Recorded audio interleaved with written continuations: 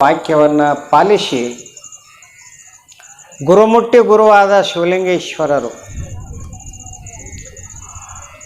ತಾವು ಅನುಷ್ಠಾನಕ್ಕೆ ಕುಳಿತಿರ್ತಕ್ಕಂತಹ ಮರದ ಅಲ್ಲಿರ್ತಕ್ಕಂತಹ ಬ್ರಹ್ಮ ಪಿಶಾಚಿಯನ್ನು ಉದ್ಧಾರ ಮಾಡಿದರು. ಅಲ್ಲಿ ರೈತರಿಗೆಲ್ಲ ಕಂಟಕ ಆಗಿರ್ತಕ್ಕಂತಹ ಬ್ರಹ್ಮ ರಾಕ್ಷಸನ ಉದ್ಧಾರ ಆದ ಮೇಲೆ ರೈತರ ಬೆಳೆಗಳು ಸಾಕಷ್ಟು ಹೊಲ ಬೆಳಿಲಕ್ಕತ್ತಿಬಿಟ್ಟು ಆ ಪಿಶಾಚಿಗೂ ಒಂದು ಬ್ರಹ್ಮ ಪಿಶಾಚಿಗೂ ಒಂದು ವ್ಯವಸ್ಥೆ ಮಾಡ್ತಾರೆ. ಮಠದ ಆಚೆಗೆ ದಂಡೆ ಒಳಗೆ ಒಂದು ಕಟ್ಟಿಸಿ ಒಂದು ಹರಿವಾನ ಇಡ್ತಾರೆ, ಅಗುಲಂತ ಪಾತ್ರೆ ಇಡ್ತಾರೆ. ಯಾರ್ಯಾರು ನಿಮ್ಮ ಮನೆಯೊಳಗೆ ಏನು ಮಾಡ್ತಿರಲ್ಲ ಇದರ ಒಂದಿಷ್ಟು ತಂದು ಹಾಕ್ರಿ. ಆವಾಗ ಪ್ರತಿಯೊಬ್ಬರು ಕೂಡ ಮಾಡಿದಂಥ ಅಡುಗೆ ಸ್ವಲ್ಪ ಭಾಗ ತಂದು ಹರಿವಾಣದೊಳಗೆ ಹಾಕಬೇಕು. ಆ ಬ್ರಹ್ಮ ರಾಕ್ಷಸ ಅದನ್ನು ಸೇವನೆ ಮಾಡಿ ಆನಂದದೊಳಗಿರ್ಬೇಕು. ಅವಾಗ ದೇಹನ ಇರಂಗಿಲ್ಲ ರೀ, ಹೆಂಗೆ ಉಂಟಿದ್ದ ಅಂತ ನೀವು ಕೇಳ್ಬೋದು. ವಾಸನೆಯ ಮೂಲಕವಾಗಿ ಅದಿರ್ತಿತ್ತು. ಅದರಲ್ಲಿರ್ತಕ್ಕಂಥ ವಾಸನೆಯನ್ನು ತೊಗೊಂಡು ತೃಪ್ತನಾಗ್ತಿದ್ದೆ. ಯಾಕೆ ಸೂಕ್ಷ್ಮ ಶರೀರದು ಸೂಕ್ಷ್ಮವಾದ ಅಡುಗೆ. ಹೀಗೆ ಅವ ಶಿವಲಿಂಗೇಶ್ವರ ಸೇವೆಯನ್ನು ಸೂಕ್ಷ್ಮ ರೂಪದೊಳಗೆ ಮಾಡ್ಕೋತಾ ಅಲ್ಲೇ ಇದ್ದ. ಮುಂಜಾನೆ ಎದ್ದ ಕೂಡಲೇ ಅಪ್ಪ ಅವ್ರು ಏನು ಮಾಡ್ತಿದ್ರು ಅಂತ ಕೇಳಿದರೆ, ಸೂರ್ಯೋದಯಕ್ಕೂ ಮುಂಚಿತವಾಗಿ ಎದ್ದು ಪ್ರಾಣಾಯಾಮ ಯೋಗ ಅನುಷ್ಠಾನ ಮಾಡಿಕೊಂಡು ಸ್ನಾನ ಲಿಂಗ ಪೂಜೆ ಮಾಡಿಕೊಂಡು ಮಠದ ಹೊರಗೆ ದೂರದೊಳಗೆ ಏನು ಒಂದು ಆಲದ ಮರದ ಕಟ್ಟಿತ್ತಲ್ಲ ಅದನ್ನು ಸುಧಾರಣೆ ಮಾಡಿ ಅದು ಆಲದ ಗಿಡಕ್ಕೊಂದು ಚೌಕ್ ಕಟ್ಟಿ ಬೇರೆ ಅದ್ರ ಮುಂದೊಂದು ಬೇರೆ ಕಟ್ಟಿದ್ರು, ವಿಶಾಲವಾದ ಕಟ್ಟಿ. ಅದರ ಮೇಲೆ ಶಿಷ್ಯರು ಒಂದು ಶಿವಾಸನ ಹಾಕಿದ್ರು. ಅಪ್ಪವ್ರು ಬಂದು ಅಲ್ಲಿ ಕೂಡಿರ್ಬೇಕು. ವಿಶಾಲವಾದ ಕಟ್ಟೆ, ಎಲ್ಲರೂ ಬರಬೇಕು, ಅಪ್ಪವ್ರಿಗೆ ನಮಸ್ಕಾರ ಮಾಡಬೇಕು, ಆ ಕಟ್ಟೆ ಒಳಗೆ ಸುತ್ತೂರು ಕೂಡಿರ್ಬೇಕು. ಹೀಗೆ ದಿನ ಪದ್ಧತಿ. ಯಾರು ಭಕ್ತರು ಬಂದರೂ ಕೂಡ ಬಂದು ಅಪ್ಪ ಅವ್ರಿಗೆ ದರ್ಶನ ತೊಗೊಂಡು ಕಟ್ಟಿ ಮೇಲೆ ಕೂಡಿರ್ಬೇಕು. ಜನ ಹೆಚ್ಚಾದ್ರೆ ಕೆಳಗೆ ಕೂಡಿರ್ಬೇಕು. ಮುಂಜಾನೆ ಅಪ್ಪವರು ಅವ್ರಿಗೆ ಧರ್ಮ ಬೋಧೆ ಮಾಡ್ಬೇಕು. ತಮ್ಮ ಜೋರು ಇಡಬೇಡ್ರಿ, ಸಾವಕಾಶ ಇಡ್ರಿ. ಅದೇನಿರ್ತೈತಿಲ್ಲ ಬಂದ ಎಲ್ಲ ಭಕ್ತರು ನಮಸ್ಕಾರ ಮಾಡಿ ಕೂತ್ಕೊಂಡಾಗ ದಿನಾಲು ಧರ್ಮ ಬೋಧೆಯನ್ನು ಮಾಡಬೇಕು. ಒಂದು ಅರ್ಧ ಗಂಟೆನೋ ಒಂದು ತಾಸು ಪ್ರತಿಯೊಬ್ಬ ಭಕ್ತರಿಗೂ ಕೂಡ ಗುರುಗಳ ವಾಣಿಯನ್ನು ಕೇಳಬೇಕು ಅಂತ ಆತುರತೆ. ಹಿಂಗಿದ್ದಾಗ ಒಂದು ದಿನ ಏನಾಯಿತು ಅಂತ ಕೇಳಿದರೆ, ಒಬ್ಬ ಕಟುಕ ಬಹಳ ಧಾಡ್ಸಿ ಆಕಳ ನೋಡಿದರೆ ಪ್ರೀತಿ ಬರಬೇಕು ಅಂಥದ್ದೊಂದು ಮೈಕಟ್ಟಿನ ಆಕಳ. ಒಬ್ಬ ಕಟುಕ ಆಕಳ ಹೊಡ್ಕೊಂಡು ಆ ಮಠದ ಮುಂದಿನ ದಾರಿಲಿ ನಡೆದಿದ್ದ. ಆ ದಾರಿ ಮುಂದೊಂದಿಬ್ಬರು ಭಕ್ತರಿದ್ದರು. ಏನಪ್ಪ ಎಲ್ಲಿದೆ ತಂದೆ ಆಕಳ ಅಂತ ಕೇಳ್ತಾರೆ. ಇಲ್ರಿ ಇದ ಊರಾಗ ಒಂದು ರೈತ ಒಬ್ಬ ಬಡ್ಡು ಬಿದ್ದಿತ್ತು, ಆಕಳ ಕೊಟ್ಟಾನು. ನೀ ಸಾಕಕ್ಕೆ ಹೋಯ್ತೀವಿ ಎದಕ್ಕೆ ಹೋಯ್ತೀವಿ ಅಂತ ಕೇಳಿದ್ರು ಅವರು. ಇಲ್ರಿ ನಾವು ಕಸಾಬರು, ನಾವು ಶಿವಾಯನ್ಮ ಮಾಡಕ್ಕೆ.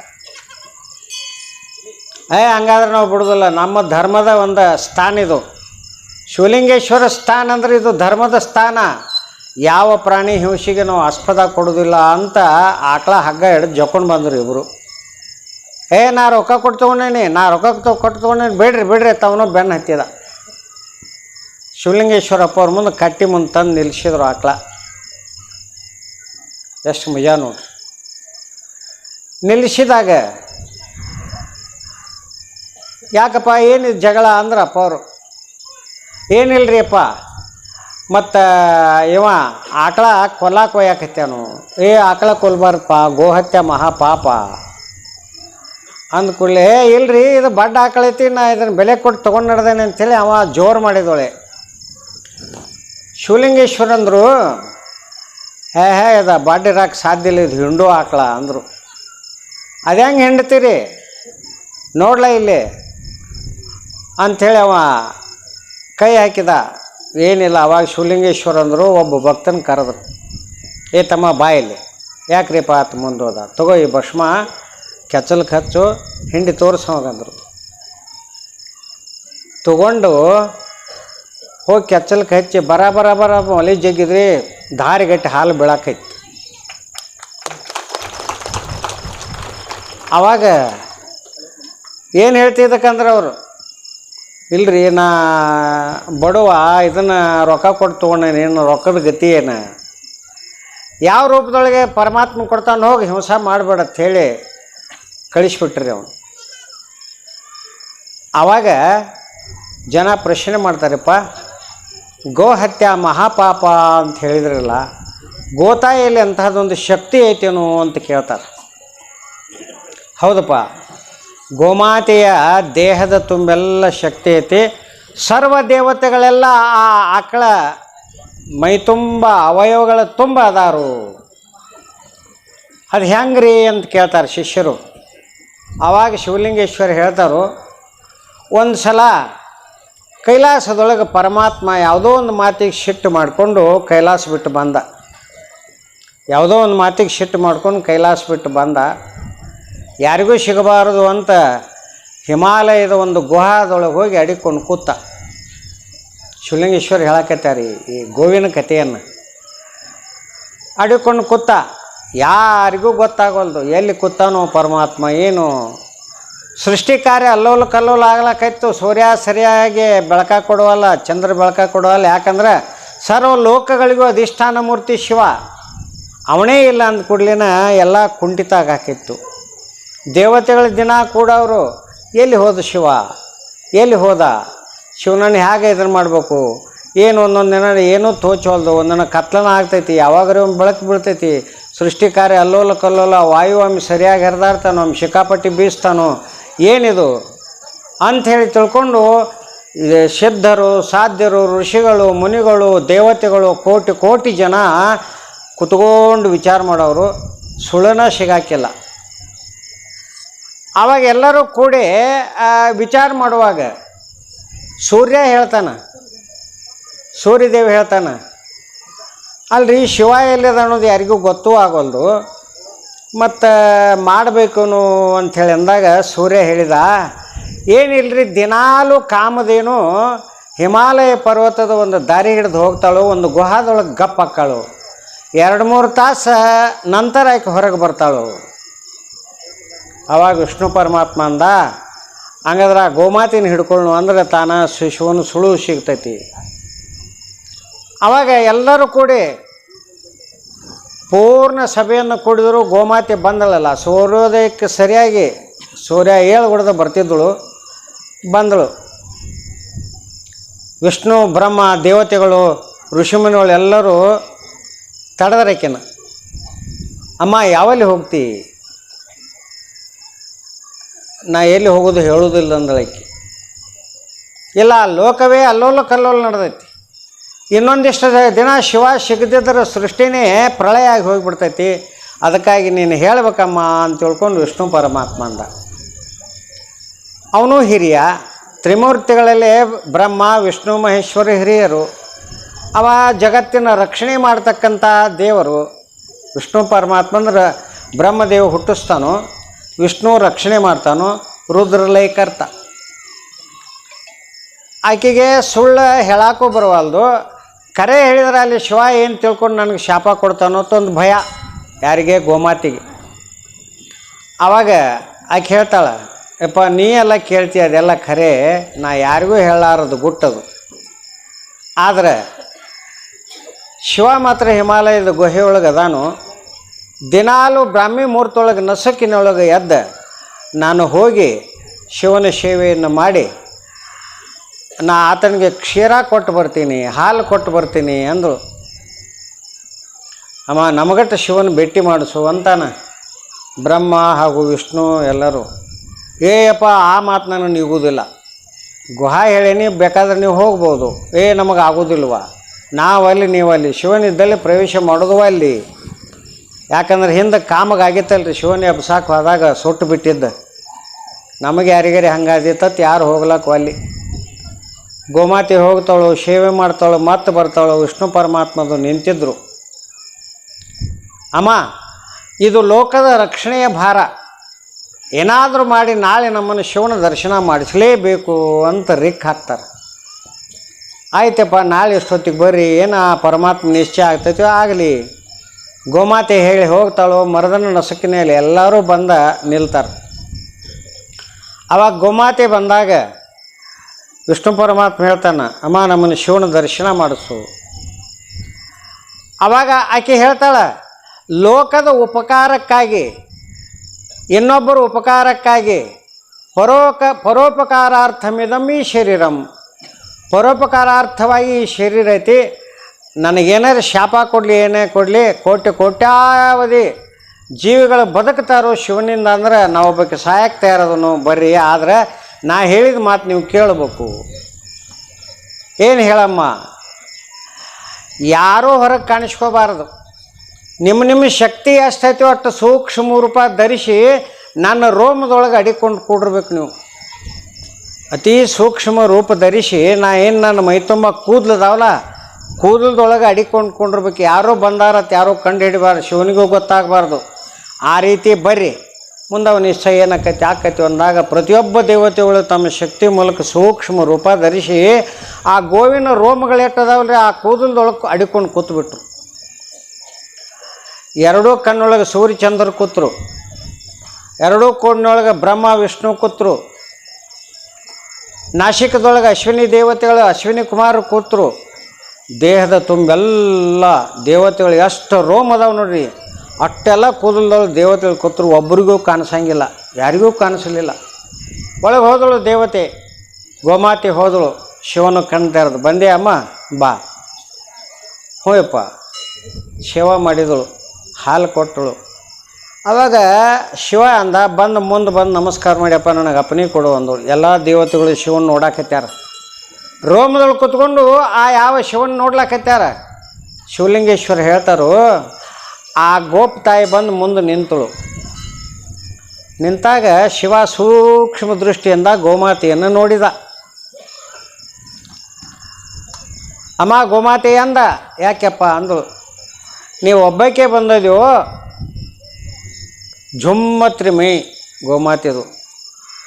ಇವರು ಸೂಕ್ಷ್ಮ ರೂಪದೊಳಗೆ ಬಂದಾರ ಅಂದ್ರು ಸಹಿತ ಶಿವನಿಗೆ ಗೊತ್ತು. ಯಾಕೆ ಶಿವನೇ ಅವ. ಯಪ್ಪ ನಾ ಏನು ಸುಳ್ಳು ಹೇಳೋದಿಲ್ಲ, ಎಲ್ಲ ದೇವತೆಗಳು ನೀ ಬಂದ ಮೇಲತ್ತ ಲೋಕ ಅಲ್ಲೋಲ ಕಲ್ಲೋಲ ಆಗ್ತೈತಿ ಅಂತ ಹೇಳಿ ತಿಳ್ಕೊಂಡು ಭಾಳ ಗೋಗರಿದ್ರು. ನಾನು ಮೊದಲು ಕಬಲಿ ಕೊಡಲಿಲ್ಲ. ಇನ್ನು ಪರೋಪಕಾರಾರ್ಥಮಿದಮ್ಮಿ ಶರೀರಂ, ಪರೋಪಕಾರಾರ್ಥವಾಗಿ ನಾ ಸತ್ರು ಚಿಂತಿಲ್ಲ, ನೀ ಏನು ಶಾಪ ಕೊಟ್ಟರು ಕೊಡವಲೆಕ್ಕಂತ ಎಲ್ಲರನ್ನೂ ನನ್ನ ದೇಹದ ರೋಮಗಳಲ್ಲಿ ಅಡಗಿಸ್ಕೊಂಡು ಬಂದನಿ ಅಂದಳು. ಅಮ್ಮ ಲೋಕೋಪಕಾರವನ್ನೇ ಮಾಡಿದೆ ತಾಯಿ, ನಿನ್ನ ಉಪಕಾರ ಬುದ್ಧಿಗೆ ನನಗೆ ಆನಂದ ಆಗೈತಿ ಅಂದ. ಉಸ್ಸತ್ತು ಉಸಿರು ಬಿಟ್ಟಳು. ಅವಾಗ ನಿನ್ನ ಲೋಕೋಪಕಾರ ಬುದ್ಧಿಯಿಂದ ಆನಂದ ಆಗೈತಿ ಅಂದಾಗ ಉಸ್ಸತ್ತು ಉಸಿರು ಬಿಟ್ಟಳು. ಆ ದೇವತೆಗಳೆಲ್ಲ ಅಪ್ಪನೇ ಕೊಡಿಸ್ತಾನೆ, ಬರ್ರಿ ನೀವೆಲ್ಲ ಅಂತ. ಅವಾಗ ಎಲ್ಲರೂ ಹೊರಗೆ ಜಿಗಿದು ಬಂದರು ನೋಡ್ರಿ. ಆವಾಗ ಇಲ್ರಿ ನೀವು ಬಂದಾಗಿನಿಂದ ಸೃಷ್ಟಿ ಅಲ್ಲೋಲ ಕಲ್ಲೋಲ ನಡೆದೈತಿ, ನೀವು ಮತ್ತೆ ಬರ್ಬೇಕು ಕೈಲಾಸಕ್ಕೆ ಅಂತೆಲ್ಲರೂ ಪ್ರಾರ್ಥನೆ ಮಾಡಿದಾಗ ಒಪ್ಕೊಂಡು ಶಿವ ಬರ್ತಾನೆ. ಆವಾಗ ಗೋಮಾತೆಗೆ ವರ ಕೊಡ್ತಾನೆ, ಅಮ್ಮ ಜಗತ್ತಿನೊಳಗೆ ಯಾವ ದೇವತೆಗಳನ್ನ ನೇರವಾಗಿ ಪೂಜೆ ಮಾಡೋದು ಕಾರಣ ಇಲ್ಲ. ಅವ್ರು ನೆಲಕಿದ್ರೆ ಮಾಡಲಿ, ಯಾವ ಭಕ್ತರು ಏನು ನೆಲಕ್ತಾರೋ ಮಾಡಲಿ. ಆದರೆ ಯಾರು ನಿನ್ನನ್ನು ಪ್ರಾತಃ ಕಾಲದಲ್ಲಿ ಮೈ ತೊಳೆದ ನಿನ್ನ ಪೂಜೆ ಮಾಡಿ ನಿನಗೆ ನಮಸ್ಕಾರ ಮಾಡ್ತಾರೋ 33 ಕೋಟಿ ದೇವತೆಗಳ ಫಲ ಎಲ್ಲ ನಿನಗೆ ಸಿಗಲಿ. ಎಲ್ಲ ದೇವತೆಗಳ ಪೂಜೆ ಮಾಡಿದ ಫಲ ಸಿಗಲಿ. ನಿನ್ನನ್ನು ತಾಯಿ ಅಂತ ಯಾರು ನೋಡ್ತಾರೋ ಅವರಿಗೆಲ್ಲ ಒಳ್ಳೆಯ ಫಲಗಳನ್ನು ಕೊಡುವಂಥ ಆಶೀರ್ವಾದ ಕೊಡ್ತಾನೆ ಶಿವ. ಅಂದಾಗಲೇ ಗೋಮಾತೆಗೆ ಅಷ್ಟೊಂದು ಇದು. ಇಷ್ಟೇ ಅಲ್ಲದೆ ಶಿವಲಿಂಗೇಶ್ವರ ಹೇಳ್ತಾರೆ, ಅಪ್ಪ ಬರೀ ಇದೇ ಇಷ್ಟ ಅಲ್ಲ, ಆ ತಾಯಿಯ ಒಂದು ಗೋಮಯದಲ್ಲಿಯೂ ಕೂಡ ಒಂದು ಶಕ್ತಿ ಐತಿ. ಅಪ್ಪವ್ರು ಹೇಳ್ತಾರೆ ಇದನ್ನು ಏನಂತ ಕೇಳಿದರೆ, ಆ ಗೋಮಾತೆಯ ಗೋಮಯದಲ್ಲಿ ಅಂದ್ರೆ ನಿಜವಾಗಿರ್ತಕ್ಕಂತಹ ವೇದೋಕ್ತ ಶಾಸ್ತ್ರೋಕ್ತ ಭಸ್ಮ ಆಗೋದು ಆ ಗೋಮಾತೆಯಿಂದ. ಅದು ಹೇಗ್ರಿಯಪ್ಪ ಅಂತ ಭಕ್ತರು ಕೇಳ್ತಾರೋ. ಅವಾಗ ಶಿವಲಿಂಗೇಶ್ವರ ಹೇಳ್ತಾರೋ, ನೋಡಪ್ಪ ಭಸ್ಮ ಅಂದ್ರೆ ಸಾಮಾನ್ಯವಲ್ಲ. ಸ ಏಷ ಭಸ್ಮ ಜ್ಯೋತಿ, ಸ ಏಷ ಭಸ್ಮ ಜ್ಯೋತಿ ಅಂತ ಜಾಬಾಲ ಶ್ರುತಿಯೊಳಗೊಂದು ಮಾತು ಬರ್ತೈತೆ. ಜಾಬಾಲ ಶ್ರುತಿಗಳು ಸಾಕಷ್ಟು ಅದಾವೆ. ಶ್ರುತಿಗಳೊಳಗೆ ಸ ಏಷ ಭಸ್ಮ, ಸ ಏಷ ಭಸ್ಮ ಅಂತ ತಿಳ್ಕೊಂಡು ಜಾಬಾಲಿ ಶ್ರುತಿ ಒಳಗೆ ಬರ್ತೈತೆ. ಯಾವುದು ಶಿವನಾಮವಾಗಿರುವುದೋ, ಶಿವನ ಸ್ವಯಂ ಪ್ರಕಾಶವನ್ನು ಪಡೆದಿರುವುದು ಅದುವೇ ಭಸ್ಮ. ವಿಭೂತಿ ಅಂತ ಅಂತೀವಲ್ರಿ, ಶಿವನ ಸ್ವಪ್ರಕಾಶವನ್ನು ಪಡೆದಿರ್ತಕ್ಕಂಥದ್ದೇ ಅದು ಭಸ್ಮ.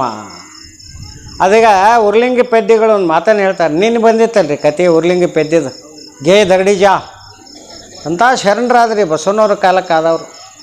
ವಚನಗಳನ್ನು ಬರೀತಾರೆ ಅವರು. ಎಂಥದ್ದು? ಅನಾದಿ ಪರ ಶಿವನಲ್ಲಿ ಅಂತರ್ಗತವಾಗಿದ್ದ ಮಹಾಪ್ರಸಾದವೇ ಪ್ರಕಾಶವೇ ಚಿತ್ತೆನಿಸಿತ್ತು. ನೋಡಿ, ಅನಾದಿ ಪರಶಿವನಲ್ಲಿ ಅಂತರ್ಗತವಾಗಿದ್ದ ಮಹಾಪ್ರಕಾಶವೇ ಶಿವನ ಮೈ ಬೆಳಗು.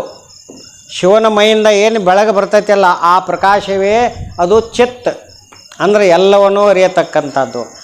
ಆ ಚಿತ್ತೇ ಚಿದಂಗ.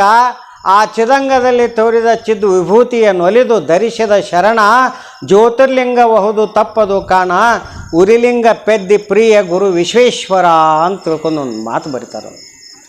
ಶಿವನ ಮೈ ಬೆಳಗಾದ ಭಸಿತವನು, ನಿಜಗುಂಡ್ರಿ ಮಾತನ್ನು ತಗೋತಾರೆ ಅವರು. ಶಿವನ ಮೈ ಬೆಳಗಾದ ಭಸ್ಮವನು ಅಂತ.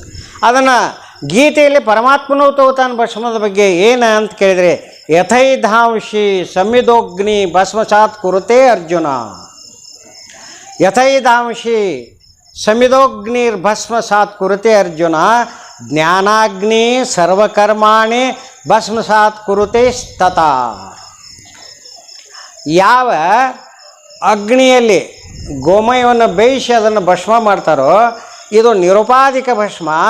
ಶಿವನ ಮೈಯೊಳಗಾಗಿರ್ತಕ್ಕಂಥ ಭಸ್ಮ ಇದು ಯಾವ ರೀತಿಯೊಳಗೈತಿ ಅಂದ್ರೆ ಜ್ಞಾನಾಗ್ನಿ ರೂಪದೊಳಗೈತಿ. ಈ ಜ್ಞಾನಾಗ್ನಿ ರೂಪದ ಒಂದು ನಿರುಪಾಧಿಕ ಭಸ್ಮವನ್ನು ಧರಿಸಬೇಕು ಅಂದಾಗ ಭಕ್ತರಂದರು ಶಿವಲಿಂಗೇಶ್ವರನಿಗೆ, ಅಪ್ಪ ನೀವೆಲ್ಲ ಹೇಳ್ತೀರಿ ಆ ನಿರುಪಾಧಿಕ ಭಸ್ಮ ನಮಗೆ ಎಲ್ಲಿ ಸಿಗಬೇಕು, ನಮಗೆ ಸಿಗುವಂಥ ಭಸ್ಮದ ಬಗ್ಗೆ ಹೇಳ್ರಿ ಅಂದರು. ಅವಾಗ ಶಿವಲಿಂಗೇಶ್ವರ ಅಂತಾರು, ನೋಡ್ರಿಪ್ಪ, ಶಿವನ 5 ಮುಖದಿಂದ, ಶಿವನಿಗೆ 5 ಮುಖ ರೀ, ಪರಶಿವನಿಗೆ 5 ಮುಖ. ಸದ್ಯೋಜಾತ, ವಾಮದೇವ, ತತ್ಪುರುಷ. ನೋಡ್ರಿ ಎಷ್ಟು ಸದ್ಯೋಜಾತ, ವಾಮದೇವ, ತತ್ಪುರುಷ. ಆಮೇಲೆ ಇನ್ನೊಂದೆರಡು ಅದಾವ್ರಿ, ಸದ್ಯೋಜಾತ, ವಾಮದೇವ, ತತ್ಪುರುಷ, ಅಘೋರ, ತತ್ಪುರುಷ, ಈಶಾನ್ಯ ಅಂತ 5 ಮುಖ. ಒಮ್ಮೆ ಮರು ಆಕತ್ರಿ, ವಯಸ್ಸು ಭಾಳ ಆಗೋದಿಲ್ಲ, ಏನು ತಪ್ಪು ತಿಳ್ಕೊಬೇಡ್ರಿ. ಅದಕ್ಕೆ ಶಿವನ ಮೊದಲನೇ ಸದ್ಯೋಜಾತ ಮುಖ ಅಂತ ಏನೈತಿಲ್ಲ, ಆ ಸದ್ಯೋಜಾತ, ಅಘೋರ, ತತ್ಪುರುಷ, ಈಶಾನ್ಯ ಮಂತ್ರಗಳಿಂದ 5 ಮುಖದಿಂದ 5 ಆಕಳು ಉತ್ಪನ್ನ ಅದು. ಶಿವಲಿಂಗೇಶ್ವರ ಹೇಳ್ತಾರೆ ಭಕ್ತರಿಗೆ ಮಾತನ್ನು, 5 ಮುಖದಿಂದ 5 ಆಕಳ. ಅವುಗಳ ಹೆಸರೇನು ಅಂತ ಕೇಳಿದರೆ ನಂದ, ಭದ್ರ, ಸುರಭಿ, ಸುಶೀಲ, ಸುಮನಸ್ತಥ, ಪಂಚಗಾವೋ ವಿಭುರ್ಜಾತ ಸದ್ಯೋಜಾತಾದಿ ವಕ್ರತಃ. ಸದ್ಯೋಜಾತಾದಿ ವಕ್ರತಃ ಅಂದರೆ ಸದ್ಯೋಜಾತಾದಿ 5 ಮುಖಗಳಿಂದ ಒಂದೊಂದು ಆಕಳ.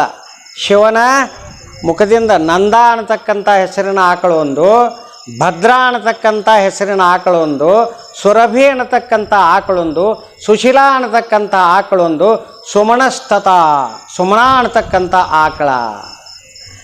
ಇವು ಯಾವ ರೂಪದ್ದು ಯಾವ ಬಣ್ಣದ್ದು ಅಂಥೇಳಿ ಕೇಳಿದರೆ ಕಪಿಲ, ಕೃಷ್ಣಾಚ, ಧವಲ, ಧೂಮ್ರ, ರಕ್ತ ತಥೈವ ಚ ನಂದಾದಿನಾಂ ಗವ ವರ್ಣ ಕ್ರಮೇಣ ಪರಿಕೀರ್ತಿತಃ. ಸಿದ್ಧಾಂತ ಶಿಖಾಮಣಿಗಳು ಆದಿಜಗದ್ಗುರು ರೇಣುಕ ಭಗವತ್ಪಾದರ ಮಾತನ್ನು ಶಿವಲಿಂಗೇಶ್ವರ ಹೇಳಕತ್ತಾರೆ. ಏನು ಅಂತ ಕೇಳಿದರೆ ಶಿವನ ಸದ್ಯೋಜಾತ ಮುಖದಿಂದ, ಮೊದಲನೇ ಮುಖದಿಂದ ನಂದ ಅನ್ನತಕ್ಕಂಥ ಕಪಿಲ ವರ್ಣದ ಆಕಳು ಹುಟ್ಟಿತು. ಶಿವನ ಸದ್ಯೋಜಾತ ಮುಖದ ಮೊದಲನೇ ಮುಖ ಅದು ಕಪಿಲ ವರ್ಣ. ಅಂದ್ರೆ ನೀವು ಚಾಕ್ಲೇಟ್ ನೋಡಿರಲ್ಲ, ಚಾಕ್ಲೇಟ್ ಬಣ್ಣ ಇದು ಯಾವುದಂದ್ರೆ ಕಪಿಲ ವರ್ಣದ ಆಕಳು ಹುಟ್ಟಿತು. ಆ ಆಕಳ ಗೋಮಯದಿಂದ ಹುಟ್ಟಿರ್ತಕ್ಕಂಥ ಗೋಮಯದಿಂದ ವಿಭೂತಿ ಮಾಡಿದರೆ ಅದಕ್ಕೆ ವಿಭೂತಿ ಅಂತ ಹೆಸರು. ಶಿವನ ಮೊದಲೇ ಮುಖದ ಆಕಳು ನಂದ ಅನ್ನತಕ್ಕಂಥ ಆಕಳು ಕಪಿಲ ವರ್ಣ. ಆಮೇಲೆ ಶಿವನ ವಾಮದೇವ ಮುಖದಿಂದ ಭದ್ರೆ ಅನ್ನತಕ್ಕಂಥ ಕೃಷ್ಣ ವರ್ಣದ ಆಕಳು, ಕಪ್ಪು ವರ್ಣದ ಆಕಳು. ನಮ್ಮಲ್ಲಿ ಹುಟ್ಟುವೆಲ್ಲ ಆಕಳುಗಳು 5 ಬಣ್ಣದ್ದು ಇಡ್ರಿ, ನೀವು ನೋಡೋಕ್ಕಿದ್ರೆ ಕಾಮಧೇನು, ಕಲ್ಪವೃಕ್ಷ ನಿಮ್ಮಲ್ಲಿ ಬರ್ತೈತಿ. ರೈತರು ನಿಮಗೆ ಸಾಕಲಿಕ್ಕೆ ಭಾಳ ಅನುಕೂಲ ಐತಿ. ಅದರೊಳಗೆ ಶಿವನ 5 ಮುಖದಿಂದ ಹುಟ್ಟಿದ 5 ಬಣ್ಣಗಳದಾವೆ. 5 ಬಣ್ಣದ ಆಕಳ ಸಾಕು ನೀವು ನೋಡೋಕ್ಕಿದ್ರೆ ನಿಮ್ಮ ಮನೆಯೊಳಗೆ ಸೌಭಾಗ್ಯ ಆ ರೀತಿ ಬೆಳಿತೈತೆ ಅನ್ನೋದು ಸುಳ್ಳಲ್ಲ. ಶಿವಲಿಂಗೇಶ್ವರ ಹೇಳ್ತಾರೆ ಅವರು. ಶಿವನ ವಾಮದೇವ ಮುಖದಿಂದ ಭದ್ರೆ ಎನ್ನತಕ್ಕಂಥ ಕೃಷ್ಣವರ್ಣದ ಆಕಳು ಅಂದ್ರೆ ಕಪ್ಪು ಆಕಳು. ಆ ಆಕಳ ಬಸದಿಂದ ಆ ಆಕಳ ಒಂದು ಗೋಮಯದಿಂದ ಹುಟ್ಟುವುದಕ್ಕೆ ಬಸಿತ ಅಂತ ಹೆಸರು. ಆಮೇಲೆ ಶಿವನ ನಡುವಿನ ಅಘೋರ ಮುಖ, ಶಿವನ ನಡುವಿನ ಅಘೋರ ಮುಖದಿಂದ ಸುರಭಿ ಎನ್ನತಕ್ಕಂಥ ಬಿಳಿ ಆಕಳು ಹುಟ್ಟಿತು. ನೋಡ್ರಿ, ಸುರಭಿ ಎನ್ನತಕ್ಕಂಥ ಬಿಳಿ ಆಕಳು ಹುಟ್ಟಿತು. ಅದರ ಗೋಮಯದಿಂದ ತಯಾರಾದ ಭಸ್ಮ ಅದು ಅಜ್ಞಾನವನ್ನು ನಾಶ ಮಾಡ್ತೈತಿ. ಆಮೇಲೆ ಶಿವನ ತತ್ಪುರುಷ 4ನೇ ಮುಖದಿಂದ ಸುಶೀಲೆ ಎನ್ನತಕ್ಕಂಥ ಒಂದು ಆಕಳು ಹುಟ್ಟಿತು. ಸುಶೀಲೆ ಎನ್ನತಕ್ಕಂಥ ಆಕಳು ಅದು ಧೂಮ್ರವರ್ಣ ಅಂದ್ರೆ ಬೂದಿ ಬಣ್ಣದ್ರಿ. ನೋಡಿರ್ಲೋ ಆಕಳ ನೀವು ಬೂದಿ ಬಣ್ಣದ್ದು ನೋಡಿರಿ, ಬೂದಿ ಬಣ್ಣದ ಆಕಳ ಅದು 4ನೇ ಮುಖದಿಂದ ಧೂಮ್ರವರ್ಣದ ಆಕಳು. ಅದರ ಗೋಮಯದಿಂದ ತಯಾರಾದ ಭಸ್ಮಕ್ಕೆ ಕ್ಷಾರ ಅಂತ ಹೆಸರ. ಅದರಿಂದ ಏನಾಗ್ತೈತಿ ಅಂದ್ರೆ ಆಪತ್ತುಗಳ ನಾಶ ಆಗ್ತಾವೆ. 5 ಆಕಳ ಸಾಕ್ರಿ, 5 ಆಕಳ ಗೋಮಯ ಹಿಡೀರಿ, ಒಣಗಿಸ್ರಿ, ಸುಡ್ರಿ, ಬೇರೆ ಬೇರೆ ಇದನ್ನು ಮಾಡಿ ಗುರುಗಳ ಪಾದೋದಕ್ಕೆ ಕಲಿಸಿ ಗಟ್ಟಿ ಮಾಡಿ ಬಿಸಿಲಾಗಿಟ್ಟು ಒಣಗಿಸ್ರಿ, ಅದು ಭಸ್ಮ ತಯಾರಾಯ್ತು. ಒಂದೊಂದು ಭಸ್ಮದ ಒಂದೊಂದು ಸಿದ್ಧಿ ಆಗ್ತಾವಂತ ಶಿವಲಿಂಗೇಶ್ವರ ಹೇಳಕತ್ತಾರೆ ಈ ಮಾತನ್ನು. ಆಮೇಲೆ ಶಿವನ ಈಶಾನ್ಯ ಮುಖ ಮೇಲ್ಮುಖವಾಗಿರ್ತಕ್ಕಂಥದ್ದು. ಶಿವನ ಈಶಾನ್ಯ ಮುಖದಿಂದ ಸುಮಣೆ ಅನ್ನತಕ್ಕಂಥ ರಕ್ತವರ್ಣದ ಕೆಂಪು ಆಕಳು ಹುಟ್ಟಿತು. ಎಲ್ಲ ಇವು ಶಾಸ್ತ್ರಕ್ಕೆ ಅನುಸಾರವಾಗಿರ್ತಕ್ಕಂಥ ಶಿವನ ಮುಖದಿಂದ ಹುಟ್ಟಿದವುಗಳಿವು. ಅದಕ್ಕೆ ಗೋಮಾತೆಗೆ ಅಷ್ಟೊಂದು ನಮ್ಮ ಧರ್ಮದಲ್ಲಿ ಬಹಳ ಪವಿತ್ರತೆ, ಸಾಮಾನ್ಯವಾದುದಲ್ಲ. ಅಲ್ಲಿ ಸುಮಣೆ ಅಂತಕ್ಕಂಥ ರಕ್ತವರ್ಣದ ಅಂದರೆ ಕೆಂಪು ಆಕಳು ಹುಟ್ಟಿತು. ಅದರ ಗೋಮಯದಿಂದ ತಯಾರಾದದಕ್ಕೆ ರಕ್ಷೆ ಅಂತ ಹೆಸರು. ಆ ರಕ್ಷೆಯನ್ನು ನಾವು ಧರಿಸ್ಕೊಂಡ್ರೆ ಭೂತ ಪ್ರೇತ ಪಿಶಾಚಿಯ ಬಾಧೆ ಇರುವುದಿಲ್ಲ. ನೋಡ್ರಿ, ಈ ರೀತಿಯಾಗಿ ಶಿವಲಿಂಗೇಶ್ವರ ಹೇಳಿದಾಗ ಯಪ್ಪ ಏನಿದು ಭಸ್ಮ ಅಂದರೆ ಸಾಮಾನ್ಯವಾಗಿರ್ತಕ್ಕಂಥದ್ದಲ್ಲ ಅಂಥೇಳಿ ಎಲ್ಲರೂ ಕೇಳಿಕೊಂಡು ಆ ರೀತಿಯಾಗಿರ್ತಕ್ಕಂಥ ಗೋಮಾತೆಯನ್ನು ತಾವು ರಕ್ಷಿಸಿರಲ್ಲ ಅಂಥೇಳಿ ಅಂದಾಗ ಮುಂದೆ ಮಠದಾಗ ಅದು ಆಕಳಿದ್ದ ಬರಡು ಆಕಳ ತೊಯ್ತಿದ್ದಲ್ರಿ, ಅವ್ರು ಹಿಂಡಿ ತೋರಿಸಿದ್ರು. ದಿನ ಹಿಂಡಕ್ಕೆ ಹತ್ತೈತ್ರಿ ಆಕಳ, ದಿನಾಲೂ ಹಿಂಡಕ್ಕೆ ಹತ್ತಿ ಮಠದೊಳಗೆ ಅಂಥದ್ದು ನೋಡ್ರಿ. ನಮ್ಮ ಭಾಗದೊಳಗೆ ಕುಳಿಲಿ ಊರು ಕೇಳ್ಯಾರ ಹೆಸರು. ಅಲ್ಲಿ ಭೀಮಾವಧೂತರು ಅಂತ ಒಬ್ಬರು ಆಗಿ ಹೋಗ್ಯಾರ. ಕುಳಿಲಿ ಒಳಗೆ ಭೀಮಾವಧೂತರು ಅವಧೂತರು ರೀ ಅವರು. ಸಂಚಾರಿಗಳು ಉನ್ಮತ್ತ ಅವಸ್ಥೆಯಲ್ಲಿ ಇರ್ತಿದ್ರು ಅಲ್ಲಿ ನಾಗಲಿಂಗಪ್ಪನವ್ರು. ಹಾಗೆ ನಮ್ಮ ಸಮೀಪದೊಳಗೆ ಯಲಟ್ಟಿ ಗ್ರಾಮಕ್ಕೆ ಹೋಗಿದ್ರು. ಅಲ್ಲಿ ಶಿಷ್ಯರಿದ್ದರು ಅವ್ರಿಗೆ. ಯಲಟ್ಟಿ ಗ್ರಾಮಕ್ಕೆ ಹೋಗಿದ್ರು. ಅಲ್ಲಿ ಮಡಪತಿ ಸ್ವಾಮಿಗಳು ಅವರ ಪರಮ ಶಿಷ್ಯರವರು. ಅವ್ರ ಮನೆಗೆ ಹೋಗಿ ಶರಣ ಏನು ಮಾಡ್ತೀವೋ ಬಾಯಪ್ಪ ಕರ್ಕೊಂಡು ಹೋಗ್ಬೇಕು ಮನ್ಯಾಗ ಕಂಬಳಿ ಹಾಕಿ ಕೂಡಿಸ್ಬೇಕು, ಆಕೆ ಮಠದ ಒಬ್ಬಾಕಿನ ಬಾಯಪ್ಪ ಕೂಡಿಸ್ಬೇಕು, ಅವ್ರ ಸ್ನಾನ ಪೂಜಾ ಪ್ರಸಾದ ಮಾಡಿಸ್ಬೇಕು. ಹಿಂಗೆ ದಿನ ಅವ್ರು ಸೇವಾ ಮಾಡಿದ್ರಿ. ಭೀಮಾವಧೂತರು ಹೋದ ಕೂಡಲೇ ಒಂದನೇ ಏನಾಗೈತಿ ಹೋಗ್ಯಾರು, ಶರಣ ಏನು ಮಾಡಕತ್ತಿದಿ, ಯಪ್ಪ ಬಾ ಅದನ್ನು ಮನ್ಯಾಗ ಅದನ್ನು ಬಾ ಅಂತ ಕೈ ಹಿಡಿದು ಕರ್ಕೊಂಡು ಹೋಗಿ ಕೂಡ್ಸ್ಯಾರ ಮಂಚದ ಮೇಲೆ. ದನು ಭಾಳ ಆಗೈತಿ, ನೀರು ಭಾಳ ಕಾಸನ ಅವಾಗ ನೋಡ್ರಿ. ಹ್ಞೂ ಯಪ್ಪ, ಒಳಗೆ ಒಂದು ದೊಡ್ಡ ಹಂಡೆ ನೀರು ಕಾಸ್ಯಾದ. ಮತ್ತು ನೀರು ತೋಡಿ ಆ ಹಂಡೆದಷ್ಟು ಮಾಡಿ ಶಿಸ್ತಂಗೆ ಎರೆದಾರೆ ಎಣ್ಣೆ ಹಚ್ಚಿ ಭೀಮಾವಧೂತರನ್ನ. ಎರೆದ ನಂತರ ಮೈಯೆಲ್ಲ ಒರೆಸಿ ಅನಂತರ ಅವರು ಅವರ ಆಭರಣ ಅಂದ್ರೆ ಏನು ರೀ, ಕೊಳ್ಳಾಗ ಈ ತಟ್ಟಿನ ಚೀಲ ಹರಿದು, ಇವು ಜೋಳದ್ದು ಗೋಧಿ ಅಕ್ಕಿವು ಇರ್ತಾವಲ್ಲ ರೀ ನಮ್ಮ ಮೊದಲು ನಾರಿನ ಚೀಲ, ಅವನ್ನೆಲ್ಲ ಹರಿದು ಲಡ್ಡು ಮಾಡಿ ಅದನ್ನು ಕೊಳ್ಳ ಕಟ್ಕೊಳ್ಳೋದು, ನಡಿಗೆ ಅದೇ ಚೀಲನ ಸುತ್ತಕೊಳ್ಳೋದು. ಅವಧೂತರು ಅವರು ಪೂಜಾ ಕೂತಾರ, ಪೂಜಾ ಮಾಡ್ಕೊಂಡಾರು, ಗುರುವಿನ ಪೂಜೆ ಮಾಡ್ಯಾರು. ಯವ್ವ ಭಾಳ ಹಸುವಾಗೈತೆ, ನನಗೆ ಶಾವಿಗೆ ಬೇಕು. ದೊಡ್ಡ ಬೋಗಾನ್ಯಾಗ ಶಾವಿಗೆ ಹಾಕಿ ತಯಾರು ಮಾಡ್ಯಾಳು. ನಾ ಅಟ್ಟುಗುಣವು ಉಣ್ಯಪ್ಪ. ದೊಡ್ಡ ಪರಾತ್ ಇಟ್ಟಾರು, ಬೋಗಾನಿ ಬೊಗ್ಸಾರು, ಒಂದು 2-3 ಬಗ್ಸ್ ಸಕ್ಕರೆ ಒಗ್ದಾಳವ್ವ. ಇದ್ರಾಗ ಹಾಲು ಬೇಕಲ್ವ ಮಗನ? ಯಪ್ಪ ಮತ್ತು ಹಾಲು ಹೈನನ ಇಲ್ಲ, ಮತ್ತು ಎಮ್ಮೆ ಐತ್ಲೆ ಅಲ್ಲಿ ಒದ್ಲ್ಯಾಗ, ಅದು ಬಡ್ ಬಿದ್ದೈತ್ರಿಪ್ಪ, ಹಿಂಡು ಅಲ್ದು. ಶಟ್ಕೊಂಡೈತಿ ಮಗನ, ಅದು ಹಾಲು ಕೊಡ್ತೈತಿ ಬಟ್ ಇದನ್ನು ಮಾಡ್ತಿ ಇಲ್ರಿಪ್ಪ. ಭಾಳ ದಿನ ಆಯ್ತು, 1 ವರ್ಷ ಆತದು ಅದ್ಕೊಂಡು. ನಾ ಹಂಗೆ ಆಸೆದ್ಲಿ ಹಿಡ್ಕೊಂಡು ನಡ್ದೇನಿ. ಹಿಂಡ್ತೈತೋ, ಏನು ಹಿಂಡ್ತೈತ್ರಿಪ್ಪ, 1 ವರ್ಷ ಆಯ್ತು, ಕೆಚ್ಚಲ ಕೈ ಹಾಕ್ಕೊಡುವಲ್ದು. ಮಗನ ಅದು ಆಭರಣ ಬೇಕತ್ತ ಶಟ್ಕೊಂಡೈತಿ, ಅಲ್ಲಿ ನಾನು ಆಭರಣದಾವ ನೋಡಿ ಜಳಕ ಮಾಡೋದು ತೆಗೆದಿಟ್ಟೇನೆ, ಹಾಕ್ಕೊಳ್ಳಾಗಂದ್ರೆ ಚೀಲ ಹೊಸದು ಲಡ್ರಿ, ಚೀಲ ಹೊಸದು. ಇದು ಆದದ ಘಟನೆ ಭೀಮಾವಧೂತರು ನೋಡಿದವರು ಅದಾರ, ನೀವು ಹಿರಿಯರು ಯಾರು ನೋಡಿರ್ಬೇಕು ಅವ್ರನ್ನ. ಆ ರೀತಿಯಾಗಿದ್ದಾಗ ಆ ಲಡ್ಡು ಹೋದ ಕೊಳ್ಳಿಗೆ ಹಾಕ್ಯಾನ, ಎಮ್ಮೆ ಕೊಳ್ಳಿಗೆ ಹಾಕ್ಯಾನ್ರಿ. ಆ ಚೀಲದ ಲಡ್ಡ ತೊಗೊಂಡೋಗೋ ತೆಮ್ಮಿಗೆ ಹಿಂಡ್ಕೊಂಡು ಬರೋಗಂದಾರ. ದೊಡ್ಡ ತೆಮ್ಮಿಗೆ ಹೋದ ನೀರು ಗೊಜ್ಜಿ ಹಿಂಡಾಕತ್ಯಾನ್ರಿ. ಒಂದು ದೊಡ್ಡ ತೆಮ್ಮಿಗೆಲಿ ಒಂದು ತೆಮ್ಮಿಗೆ ಹಾಲು ಹಿಂಡಿತತಿ ಎಮ್ಮೆ. ತಂದು ಸುರ್ವ್ಯಾನ ಎಲ್ಲ ಕಲಿಸ್ಯಾರ. ಒಬ್ಬರಿ ನೀವು ಮುಂದೆ ಗಂಡ ಹೆಂಡ್ತಿನ ಕುಂಡಿಸ್ಕೊಂಡು ನಾನು ಪ್ರಸಾದ ಮಾಡ್ಯಾನ. ಮಾಡಿ ಕೈ ತೊಳ್ಕೊಂಡು ನೀರು ಕುಡಿದು ಹೊರಗೆ ಬಂದತ್ತ. ಮಗನ ಆಭರಣ ಎಂದು ತೆಗೆದುಗಿದ್ಯಾದ ಅದು ಕೊಳ್ಳಾಗ ಇರಲಿ ಅಂದತ್ತು. ಇಲ್ರಿಪ್ಪ ಅದ್ರೊಳಗೆ ಕೊಳ್ಳಾಗ ಇರಲಿ. ಇನ್ನು ನೋಡು, ಅದು ಸಾಯುತನ ಕಟ್ಟಂಗಿಲ್ಲ, ಹಂಗಿಲ್ಲ, ಹಾಲು ಹಿಂಡೋದು ಮಾತ್ರ ಬಿಡಂಗ ಇಲ್ಲ. ಆ ಅಡ್ಚರಿಗೆ ಹಿಂಡ್ತೈತೆ ಆದ ಘಟನಾ ರೀ ಇದು. ಹಾಗೆ ಕಾಲ ಕಾಲಕ್ಕೂ ಮಹಾತ್ಮನ ಲೀಲೆಗಳು ಆಗ್ತಾನೇ ಬಂದವು. ಶಿವಲಿಂಗೇಶ್ವರ ಮಾಡಿದ್ದು ಅದೇ ಮಠದಲ್ಲಿ. ಅದೇನು ಕಟ್ಟಲಿಲ್ಲ, ಏಲಿಲ್ಲ, ಹಿಂಡುದು ಬಿಡಲಿಲ್ಲ. ಅಂತಹದ್ದು ಇರ್ಬೇಕು ವಿಚಾರ ಮಾಡಿ. ಈ ರೀತಿಯಾಗಿರ್ತಕ್ಕಂಥ ಶಿವಲಿಂಗೇಶ್ವರರು ಒಮ್ಮೆ ಮಠದಲ್ಲಿರ್ತಕ್ಕಂಥ ಸಂದರ್ಭದೊಳಗೆ ಆ ಊರಿನ ಭಕ್ತರಾಗಿರ್ತಕ್ಕಂಥ ಬುಳ್ಳಾ ಮಣಿತನ ಅಂತ ಒಂದು ಮಣಿತನ ಐತ್ರಿ. ಬುಳ್ಳಾ ಮಣಿತನದ ಮಲ್ಲಣ್ಣ ಬಸಮ್ಮ ಅಂತ ಗಂಡ ಹೆಂಡತಿ ಅವರು.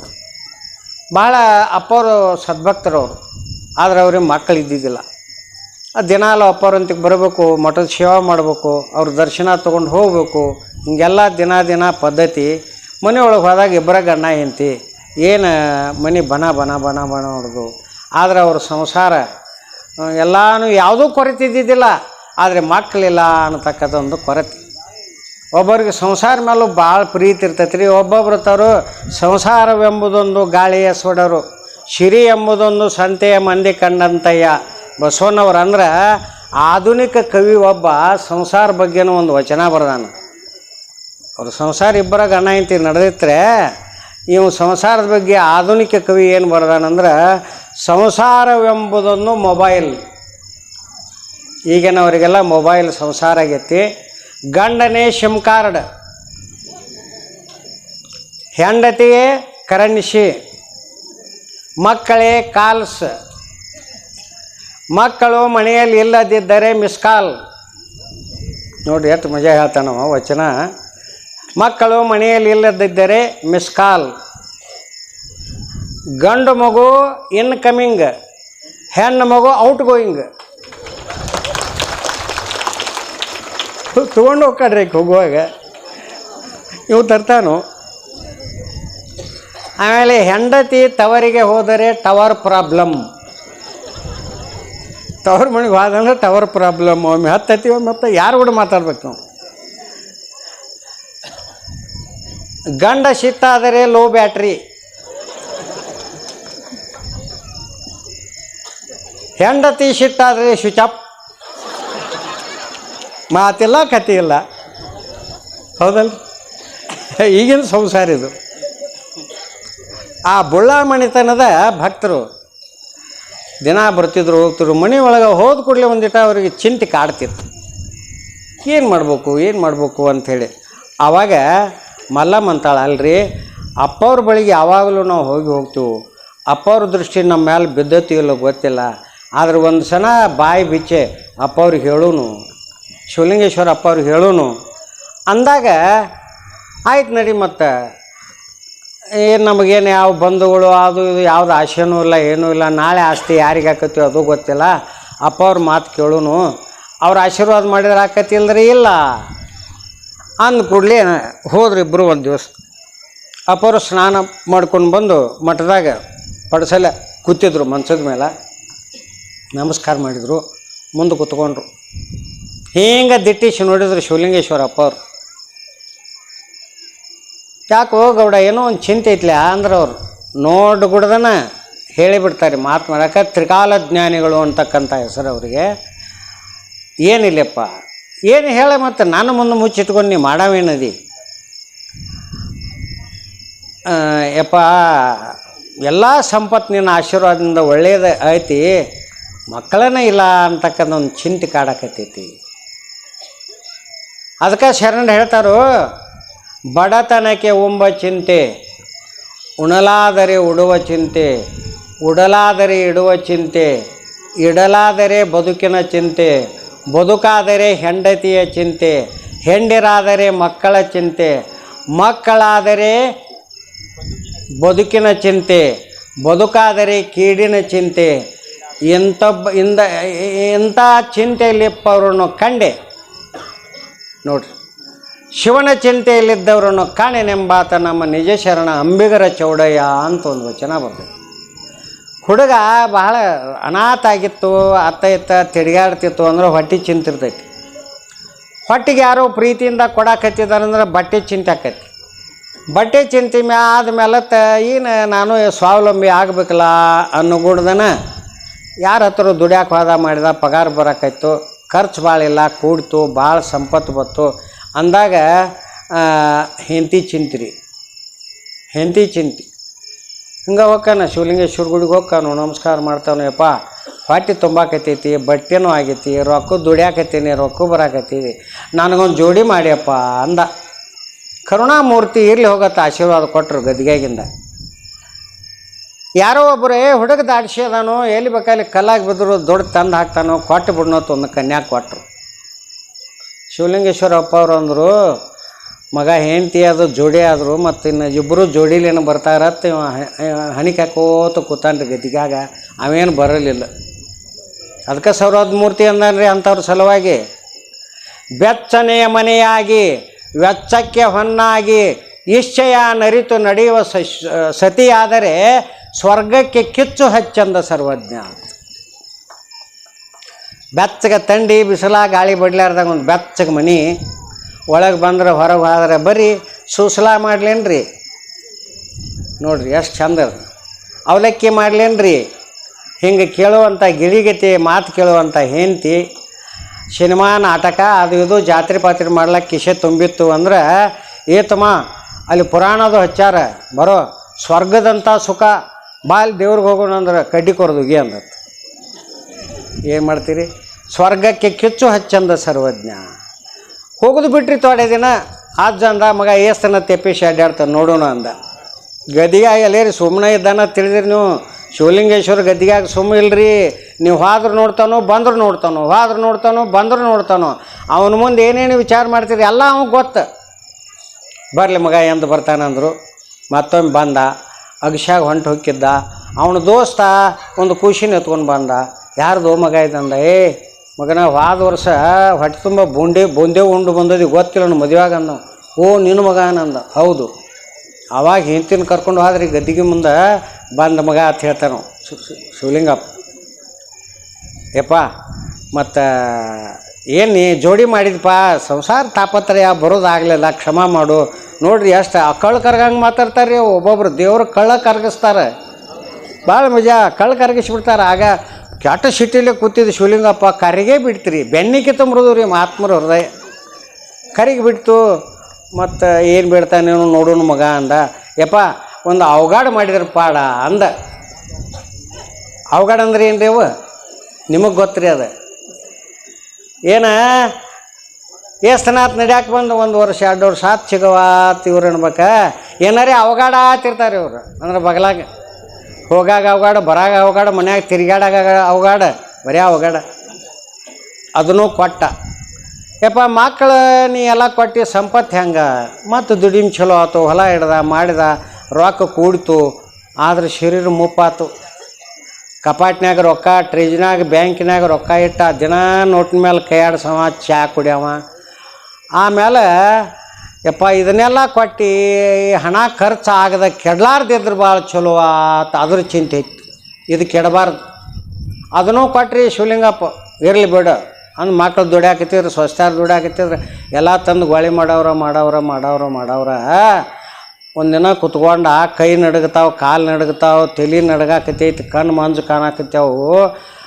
ರೊಕ್ಕ ದಿಟ್ಟಿಸಿ ನೋಡಿದ ಮ್ಯಾಲೆ ಕೈ ಆಡಿಸಿದ, ಎಲ್ಲ ಮಾಡಿದ ಆ ನಡುವು ಕೈಯ. ಯಪ್ಪ ಇವನ್ನೆಲ್ಲ ಬಿಟ್ಟು ಹಂಗೆ ಹೋಗ್ಲಿ ತಾನು.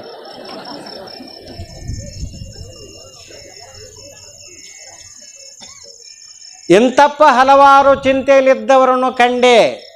ಹುಟ್ಟಿದಂದಿನಿಂದ ಸಾಯೋವರೆಗೆ ಚಿಂತೆ ಮುಸುಗಿದವ್ರನ್ನ ಕಂಡನೆ. ಶಿವನೇ ನೀನೇ ಗತಿ, ನೀನೇ ಮತಿ, ಶಿವಲಿಂಗೇಶ ಅಂತ ನಿನ್ನ ನೆನೆಯವ್ರನ್ನ ಎಲ್ಲಿಯೂ ಕಂಡೇ ಇಲ್ಲೋ ಯಪ್ಪ ತಾನು ಅಂಬಿಗರ ಚೌಡಯ್ಯ. ಎಷ್ಟು ಮಜಾ ಆಯ್ತು ನೋಡಿ, ಎಷ್ಟು ಮಜಾ. ಹಾಗೆ ಬುಳ್ಳ ಮಣಿತನದ ಈ ಗೌಡ್ರು ಬಂದ ಮಲ್ಲನ ಕೂತಿದ್ದ. ಯಾಕೋ ಮಲ್ಲನ ಏನು ಚಿಂತೆ? ಯಪ್ಪ ಹಿಂಗೆ ರೀ ಮಕ್ಕಳು. ಓಹೋ ಇರಲಿ, ಬಸವನು ಉಡಿನ ಹೊಡ್ಕೊಂಡು ಕೂತಳೆಯಪ್ಪ ಶಿವಲಿಂಗೇಶ ಕೃಪಾ ಮಾಡು. ಕರಿಗೆ ಹೋತ್ರಿ ಶಿವಲಿಂಗೇಶ್ವರ ಮನಸ್ಸು. ಮಹಾತ್ಮರ ಹೃದಯ ಕುಸುಮಾದಪಿ ಮೃದೂನಿ, ಮಲ್ಲಿಗೆ ಹೂವಿನಕ್ಕಿಂತ ಮೃದು ಹೊತ್ರಿ ಮಹಾತ್ಮರ ಹೃದಯ. ವಜ್ರಾದಪಿ ಕಠೋರಾಣಿ, ವಜ್ರಕ್ಕಿಂತಲೂ ಕಠಿಣ, ಹೂವಿನಕ್ಕಿಂತಲೂ ಮೃದು. ಕಳಕಳಿಯ ಭಕ್ತರು ಬಂದ ಆತನ ಸೇವೆ ಮಾಡ್ತಕ್ಕಂಥ ಭಕ್ತರು ಬಂದ ಕಪಟ ಇರಲಾರ್ದ ಸೇವಾ ಮಾಡೋ ಭಕ್ತರನ್ನು ನೋಡಿದ್ರೆ ಅಂದ್ರೆ ಮನಸ್ಸು ಕರಿಗೆ ನೀರಾಗಿಬಿಡ್ತೈತಿ. ಏನಾದರೂ ಅಧರ್ಮದ ಹಾದಿ ಹಿಡ್ದಂದ್ರೆ ವಜ್ರಕ್ಕಿಂತಲೂ ಕಠೋರ ಆಗಿಬಿಡ್ತೈತಿ. ಅವಾಗ ಶಿವಲಿಂಗೇಶ್ವರ ಕೂತಾಗ ಬಂದು ನಮಸ್ಕಾರ ಮಾಡಿಪ್ಪ, ಆಶೀರ್ವಾದ ಮಾಡಿರಿ. ನಾ ಎಲ್ಲ ಕೊಡ್ತೇವೆ ನಮಗೆ ನಿಮಗೊಂದು ಕರಾರ ಅಂದರು ಶಿವಲಿಂಗೇಶ್ವರ ರೀ. ನಮಗೆ ನಿಮ್ಮೊಂದು ಕರಾರ. ಯಪ್ಪ ಏನು ಹೇಳ್ರಿ ಅದು? ಏನು ಮೊದಲು ಹುಡ್ತೈತ್ಲೆ ಮಗ ಅದು ನಂದು. ನೋಡ್ರಿ ಎಂಥ ಮಾತಿದು. ಏನು ಮೊದಲು ಹುಡ್ತೈತ್ಲೆ ಆ ಮಗ ನಂದು, ಹಿಂದೆಗಡೆ ಹುಟ್ಟಿದ್ದು ನಿಮ್ಮ. ಆಯ್ತಪ್ಪ ಉಡ್ಯಾಕೆ ಕಾರ್ಯಕ್ಕೆ ಹಾಕಿದ್ರು, ತೊಗೊಂಡು ಹೋದ್ರು ಮನೆಗೆ. ಗುರುಗಳ ಕರುಣೆ ಕೃಪಾದೃಷ್ಟಿ ಯಾವಾಗ ಬಿತ್ತೋ ಅವ್ರ ಅಂತಃಕರಣ ಪರಿಶುದ್ಧ ಆತು ನೋಡ್ರಿ. ದಿನಾಲು ಶಿವಲಿಂಗೇಶ್ವರ ನೆನೀತಾ ಇರುವಾಗ ತಾಯಿ ಗರ್ಭ ಧರಿಸಿದಳು. ಕುಬಸ ಅದು ಎಲ್ಲ ಅದು. ಆನಂತರ 10ನೇ ತಿಂಗಳದೊಳಗೆ ಒಂದು ಗಂಡು ಮಗುವನ್ನು ಹಡೆದಳು. ಮಕ್ಕಳೇ ಇರಲಾರ್ದಂಥ ಮನೆಯೊಳಗೆ ಎಷ್ಟು ಸಂತೋಷ ತುಂಬ್ತೀರಿ.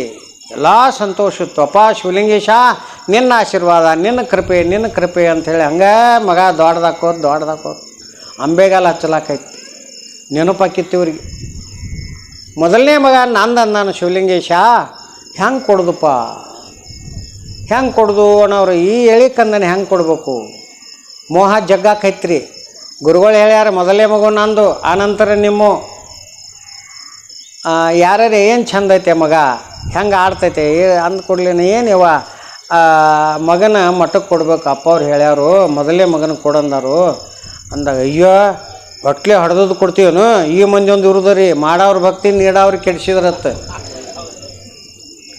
ಮನ್ಯಾಗ ಬಂದು ಹೆಂತಿಗೆ ಏನು ಈ ವರ್ಷ ಖರ್ಚು ಭಾಳ ಐತಿ, ಶಿವಲಿಂಗೇಶ್ವರ ಗುಡಿ ಹೊಸದು ಮತ್ತು ಗದ್ದಿಗೆ ಹೊಸದು, ಮೂರ್ತಿ ಹೊಸದು, ಎಷ್ಟೋ ಮಹಾತ್ಮರು ಬರ್ತಾರೋ ಅವ್ರಿಗೆ ಕಾಣಿಕೆ ಕೊಡಬೇಕು, ಪೂಜಾ ಸಾಮಗ್ರಿ ತರಬೇಕು, ಪ್ರಸಾದ ವ್ಯವಸ್ಥೆ ಮಾಡಬೇಕು.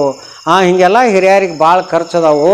ವರ್ಷ ಒಂದು 500-1000 ಕೊಡ್ತಿದ್ದೆವು, ಈ ವರ್ಷ ಒಂದು 5000 ಕೊಡೋಣ ಅಂತ ಗಾಂಡಿ ಕೇಳಿಕೊಡ್ಲಿ. ಅಯ್ಯ ಅಟ್ಯಾಕ್ ಸಾಲ್ತೈತಿ ರೀ, ಒಂದು 10,000 ಕೊಡ್ಲ ಅನ್ನುವಂಥವ್ರು ಬೇಕು ಮನ್ಯಾಗ. ಬಿಡೋ ಮಾರಾಯ, ನೀವು ಒಬ್ಬ ಕೊಡೋದೇನು, ಒಂದು 100-200 ಕೊಡ. ಮಾಡೋವ್ರ ಭಕ್ತಿ ನೀಡೋವ್ರು ಕೆಡ್ಸಿರಿ. ನಾ ವಿಜಾಪುರಕ್ಕೆ ದೇವಿ ಪುರಾಣಕ್ಕೆ ಹೋಗಿನಿ ರೀ. ಹೋದಾಗ ಅಲ್ಲಿ ಒಬ್ಬರ ಏನು ಬಂಗಾರವಾಯ್ತು ಕತೆ ಹೇಳಿನ ಅವ್ರ ಮನ್ಯಾಗ ಇದ್ದಾಗ ದಿನ ಮುಂಜಾನೆ ಹೋಗ್ತಿದ್ನಿ. ಒಂದಿನ ಅವ್ರು ಏನು ಹೇಳಿದ್ರು, ಸಂಗಮೇಶ್ ಅಂತೇಳಿ ಅವ್ರ ಮೊಮ್ಮಗ ಅದಾನ್ರಿ. ಗುರುಗಳ ಮತ್ತು ಇವತ್ತು ಪಟ್ಟಿ ಮಾಡಾಕತ್ತಿದ್ದೆವು, ಒಬ್ಬರು ಭಕ್ತರ ಮನ್ಯಾಗ ನಾಷ್ಟ ಅದು ಐತಿ, ಮತ್ತು ಅಲ್ಲೇ ನಾಷ್ಟ ಅದು ಮುಗಿಸ್ಕೊಂಡು ಪಟ್ಟಿ ಮುಗಿಸ್ಕೊಂಡು ಬರೋಣ ಅತ್ತ ಹೋಗೋಣ್ರಿ ಅಂದರು. ಆಯ್ತು ಹೇಳ್ರಿ ಏನು ಹೋದೆವ್ರಿ. ಎಲ್ಲರೂ ಆ ಮನೆಯೊಳಗೆ ಬಂದೆಲ್ಲ ನಾಷ್ಟ ಮಾಡಿಸಿದ್ರು. ಅದೆಲ್ಲ ಮುಗಿದ ನಂತರ ಕೈಯಾಗ ಕಾಪಿ ಗ್ಲಾಸ್ ಕೊಟ್ಟರು. ಕಾಪಿ ಗ್ಲಾಸ್ ಕೈಯಾಗ ಹಿಡ್ದೀನಿ. ಹಿರಿ ಮನುಷ್ಯ ಏನಂದ, ತಮ್ಮ ನಾಷ್ಟ ಆಯ್ತು ಎಲ್ಲ ಆಯ್ತು, ಮತ್ತು ಪಟ್ಟಿ ಅಟ್ಟು ನಡೆಸಿದೆವು, ಮತ್ತು ದೇವಿ ಗುಡಿಗೆ ಏನು ಕೊಡ್ತೀವಿ ಅಂತ ಕೇಳಿದ್ರು ಒಬ್ಬ ಅಜ್ಜ. ದೇವಿ ಗುಡಿ ಹೊಸದು ಕಟ್ಸೈತಿ, ಕೇರಳದಿಂದ ದೇವಿ ಮೂರ್ತಿ ಮಾಡಿಸ್ತಂದೆವು. ಮಠಪತಿ ಗಲ್ಲಿ ಒಳಗೆ ಐತಿ ರೀ ಭವಾನಿ ಗುಡಿ, ನೋಡ್ಬೋದು ನೀವು. ಅದಾಗ ಮಠಪತಿ ಗಲ್ಲಿ ಒಳಗೆ ಹೊಸ ಗುಡಿ ಐತಿ. ಆವಾಗ ಮತ್ತು ಏನು ಕೊಡ್ತೀಪ್ಪ ಅಂಥೇಳಿ ಆ ಹಿರಿ ಮನುಷ್ಯ ಕೇಳಿದ್ರೆ, ಆ ಮನೆ ಯಜಮಾನಿ ಏನು ಹೇಳ್ಬೇಕ್ರಿ, ಅಜ್ಜ ಒಂದು 5 ಲಕ್ಷ ರೂಪಾಯಿ ಬರ್ಕೋರಿ ಅಂದ. ನನ್ನ ಕೈಯಾನ ಕಾಪಿ ಬಾಟ್ಲ ಜಾರಿತ್ತು ರೀ. ನಾ 5 ಲಕ್ಷ ಎಂದೂ ನೋಡಿದವಲ್ಲ, ಇವು ಪಟ್ಟಿ ಬರ್ಸಾಕತ್ಯಾನ, ಕೈಯಾನ ಗ್ಲಾಸ ಜಾರಿತ್ತು, ಗಬಕ್ಕನ ಹಿಡ್ಕೊಂಡು 2 ಕೈಲಿ. ಹಿರಿಯ ಶಾನೆ ಭಾಳ ಇದ್ರಿ ಅವು. ಹಿರಿಯರಲ್ಲಿ ಭಾಳ ಶಾನಿತ ಇರ್ತೈತಿ, ತರ್ಕ ಇರ್ತೈತಿ. ತಂಗಿ ಅಂದ. ಯಾಕಕ್ಕ ಅಂದಳು. ಒಂದಿಟ ಬಾಯಲ್ಲಿ ಹೊರಗೆ ಅಂದ. ಪಡ್ಸಲ್ಯಾಗ ಬಂದಳು. ನೋಡುವ ನಿಮ್ಮ ಹಿರಿಯ 5 ಲಕ್ಷ ರೂಪಾಯಿ ಬರ್ಕೋ ಅನ್ನಕತ್ಯಾನ, ಮತ್ತು 5 ಲಕ್ಷ ರೂಪಾಯಿ ಬರ್ಸಿದ ಮೇಲೆ ನಾವು ಹೋದ ಮೇಲೆ ಅಟ್ಟೆಲಿ ಕೊಡ್ತೀವಿ, ಹಂಗೆ ಹಿಂಗೆ ಅಂತ ಮನ್ಯಾಗ ಜಗಳಾಡಿರಿ, ನಿಂದು ಏನೈತೆ ಹೇಳು ಅಟ್ಟು ಬರ್ಕೋತೀವು ಅಂಥೇಳಿ ಅಂದ್ರಿ ಆ ಹಿರಿಯ. ನನ್ನ ಮುಂದೆ ರೀ ಇದನ್ನು ಕಾಪಿ ಕುಡ್ದಿದ್ದಿಲ್ಲ, ಕೈಯಾಗ ಇತ್ತು. ಕಾಕ ಅದು ಅವ್ರದ್ದು ಆತ್ರಿ 5,000, ನಂದೊಂದು 1 ಲಕ್ಷ ಬರ್ಕೊಡ್ರಿ ಅಂದದು. 5 ಲಕ್ಷ ಅವ್ರದ್ದು ಆತ್ರು, ನಂದೊಂದು 1 ಲಕ್ಷ ಬರ್ಕೊರಿ ಅಂದ ಹೆಣ್ಮಗಳು. ಕಾಪಿ ಬಟ್ಲ ನೆಲಕ ಇಟ್ಟು ಯಾಕೆ ಜಾರಿ ಬಿದ್ದಿದ್ದಿತ್ತು.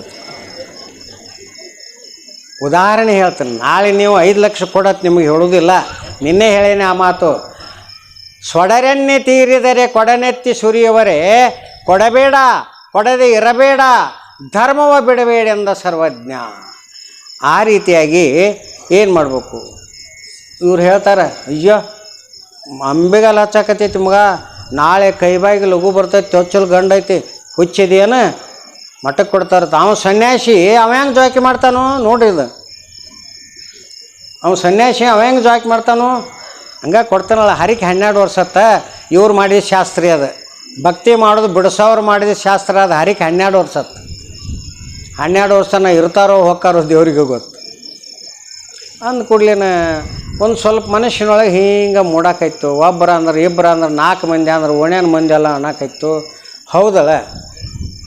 ಮತ್ತು ಅವನು ಸನ್ಯಾಸಿ ಶಿವಲಿಂಗಪ್ಪ ಹೆಂಗೆ ಜಾಯ್ಕ್ ಮಾಡ್ತಾನೋ ಎಂಥ ಖುಷಿನ ಇರಲಿಲ್ಲ. ಯಪ್ಪ ಹ್ಞೂ ಅನ್ಕೋತ ಹೋಗುನು ಅಂದ್ರೆ ಆಕಿನು ಗಂಡು ಬಂದ. ಮತ್ತು ಹಿಂಗೆ ಏನು ಮಾಡ್ತೀವಿ ನೋಡು, ಅವ್ರು ದೊಡ್ಡವ್ರ ಬಾಯಿ ಹೇಳಕ್ಕೆ ಬರೋದಿಲ್ಲ, ಸುಮ್ಮ ಕೊಟ್ಟು ಬಿಡುನು ಅಂದ್ರೆ ಇವು ಬಿಡ ಏನಾಕತಿ ಹೆಂಗೆ ಜಾಯ್ಕ್ ಮಾಡ್ತಾನೆ ಅವ ಮುತ್ಯ. ಅವಾಗ ಭಾರ ಹಾಕಿದಂಗಿಲ್ಲ ಆತಾಳ ಅಲ್ಲ, ಮುತ್ಯಾಗ ಭಾರ ಹಾಕಿದಂಗಿಲ್ಲ. ತೊಳಿದು ಬಿಡೋದು ಅವಾಗ ಹಚ್ಚೋದನ್ರಿ ಅಂಥ ದೊಡ್ಡ ಮನುಷ್ಯ ನೋಡಿ.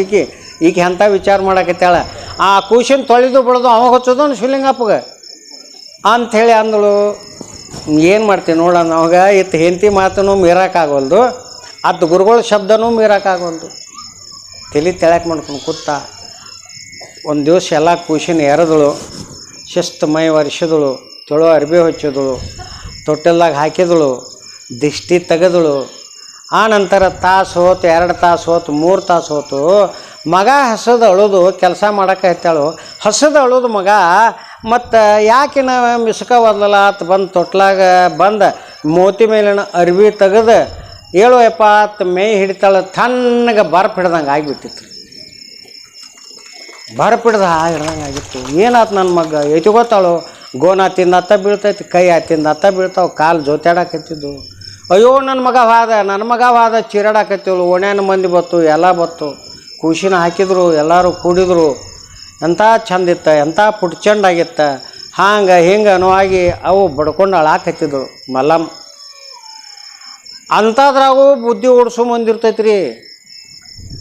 ವಿಚಿತ್ರ ಮಂದಿ ಭಾಳ. ಅಂಥದ್ರಾಗೂ ತಲೆ ಓಡಿಸೋ ಮಂದಿ ಇರ್ತೈತಿ. ಒಂದು ಮುದುಕಿ ಬತ್ತು, ಏನಾತ ಯಾರದು ಹಾಕಿನಿ ಅವ್ವ ಹೋತು, ಅಯ್ಯ ಭಾಳ ಚಂದ ಆಡ್ತಿತ್ತ. ಏ ತಂಗಿ ನೀನು ಒಂದು ಮಾತು ಹೇಳ್ತೇನೆ ಅಂದಳ. ಏನು ಹೇಳ್ತೀವಿ ಅಂದಳಕ್ಕೆ ಅಳುದು ಬಿಟ್ಟು. ನೋಡು ಶಿವಲಿಂಗಪ್ಪ ಹೆಂಗಾದ್ರು ಮೊದಲನೇ ಮಗ ಬೇಕತ್ತು ಬೇಡ್ಯಾನ. ಯಪ್ಪ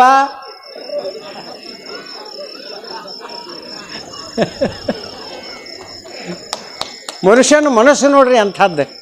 ಮನುಷ್ಯನ ಮನಸ್ಸು ಅಂಥದ್ದು. ಹೆಂಗಾದ್ರು ಅವ ಶಿವಲಿಂಗಪ್ಪ ಬೇಡ್ಯಾನ ಪೈಲೇದ ಮಗ ಬೇಕತ್ತ. ಹೋಗಿ ಅವನು ಮುಂದೆ ಹಾಕೋನು. ಯಪ್ಪ ಮಗನ ಕೊಡ್ಬೇಕತ್ತಿದ್ದೆವು, ತೊಳೆದು ಬಳ್ದು ನಿನಗೆ ಹತ್ತೈತಿ ದ್ವಾಳದಾಗಂತಲೇ ಕೊಡ್ಬೇಕಂತ ಇಟ್ಕೊಂಡಿದ್ದೆವು. ಹಿಂಗಾತ್ಯಪ್ಪ ಅಂತೇಳಿ ಅವನು ಮುಂದೆ ಹಾಕಿ ಒಪ್ಪಿಸಿ ಬಂದ್ಬಿಡ್ನಲ್ಲ ತಳಿಕೆ. ಸಾತ್ಯಮಿಗೆ ಶೇರ್ ತೊಪ್ಪತ್ತು. ಏನು ಸಾತ್ ಮೇಲೆ ಹೇಳ್ತಾರೆ ಇವರು, ಒಂದು ಶೇರ್ ತೊಪ್ಪು ಬರ್ತಿತ್ತತ್ತು. ಮತ್ತಿನ್ನು ಅನಿವಾರ್ಯ ಎಲ್ಲರೂ ಹೌದಳು ಹಂಗೆ ಮಾಡೋನು. ಇವರೆಲ್ಲ ಕಿವ್ಯಾಂಗ ಮಾತಾಡ್ತಿದ್ರಲ್ಲ, ಹೌಳು ಹೌದು ಹಂಗೆ ಮಾಡು. ಆವಾಗ ಕೂಸಿನ ತೊಗೊಂಡ್ರು ಕೈಯಾಗ. ಶಿವಲಿಂಗೇಶ್ವರ ಪಡಸಲ್ಯಾಗ ಕುತ್ಕೊಂಡಿದ್ರು. ಹೋದರು ಕೂಸಿನ ಮುಂದೆ ಹಾಕಿದರು. ಹಾಕಿ ಯಪ್ಪ ನೀ ಹೇಳ್ದಂಗೆ ಗಂಡು ಮಗನ ಹುಟ್ಟಿತ್ತೋ ಯಪ್ಪ, ನಿನ್ನ ಮಾತು ಸುಳ್ಳಾಗಲಿಲ್ಲೋ ಯಪ್ಪ. ನಾವು ನಿನ್ನ ಮಾತು ಕರೆ ಮಾಡಬೇಕತ್ತ ಇಟ್ಕೊಂಡು ಕೂತಿದ್ದೆವು. ತೊಳೆದು ಬಳಿದು ನಿನಗೆ ಹತ್ತೈತೆ ದ್ವಾಡ್ದಾದ್ಮೇಲೆ ಕೊಡ್ಬೇಕಂದಿದ್ದೀವಪ್ಪ. ಕೂಸು ಹಿಂಗಾತು, ಏನು ಮಾಡೋದಪ್ಪ. ನಮ್ಮ ಮಾತು ನಾವು ಮುಟ್ಟಿಸ್ಕೊಳಕ್ಕೆ ಕೂಸಿನ ತಂದು ನಿನ್ನ ಮುಂದೆ ಹಾಕಿದೆವು, ಸ್ವೀಕಾರ ಮಾಡಂದ್ರಿ ಇವರು. ಯಾರಿಗೆ? ಶಿವಲಿಂಗೇಶ್ವರಿಗೆ. ಸತ್ತದ ಕೂಸಿನ. ಅವಾಗ ಶಿವಲಿಂಗೇಶ್ವರ ಅಂದರು, ಭಾಳ ಚಲೋ ಮಾಡಿದ್ರಿ, ಈಗರಿ ತಂದ್ರಿ ಅಂದ್ರೆ ಅವರು. ಈಗರಿ ತಂದ್ರಿ, ಇಂಥ ಮಗನ ಹೆಂಗೆ ಅಂತೇಳಿ ಮಣ್ಣು ಕೊಟ್ರೆ ಏನು ಮಾಡೋದಿತ್ತು. ನನ್ನ ಮಾತಿನಂತೆ ಮಗ ಆಗೈತಿ, ನಿಮ್ಮ ಮಾತಿನಂತೆ ಅದು ಜೀವ ಇರಲಿ ಹೋಗಿರಲಿ ತಂದು ನಾನು ಮುಂದೆ ಹಾಕ್ಯಾರಿ. ಆ ಮಗ ನಂದದ, ನಾನು ಮುಂದೆ ತಂದು ಹಾಕಿರಲಿ. ನಿಮ್ಮ ಮಾತಿನಂತೆ ನೀವು ನೋಡ್ಕೊಂಡ್ರೆ ಅದು ಹೆಂಗೆ ಹಾಕಿರ್ವಲ್ಲಕ್ಕ, ಅದು ನನ್ನ ಮಗ, ನೀವು ಹೋಗಿಬಿಡ್ರಿ. ಮತ್ತು ನಾ ಜಾಯ್ಕ್ ಮಾಡ್ತನು, ಬೇಕಾದ್ರೆ ಅದು ಹೊದದ ಕರೆ ಇದ್ರೆ ಮಣ್ಣು ಕೊಡ್ತಾನು ಹೋಗ್ರಿ ಅಂದರು.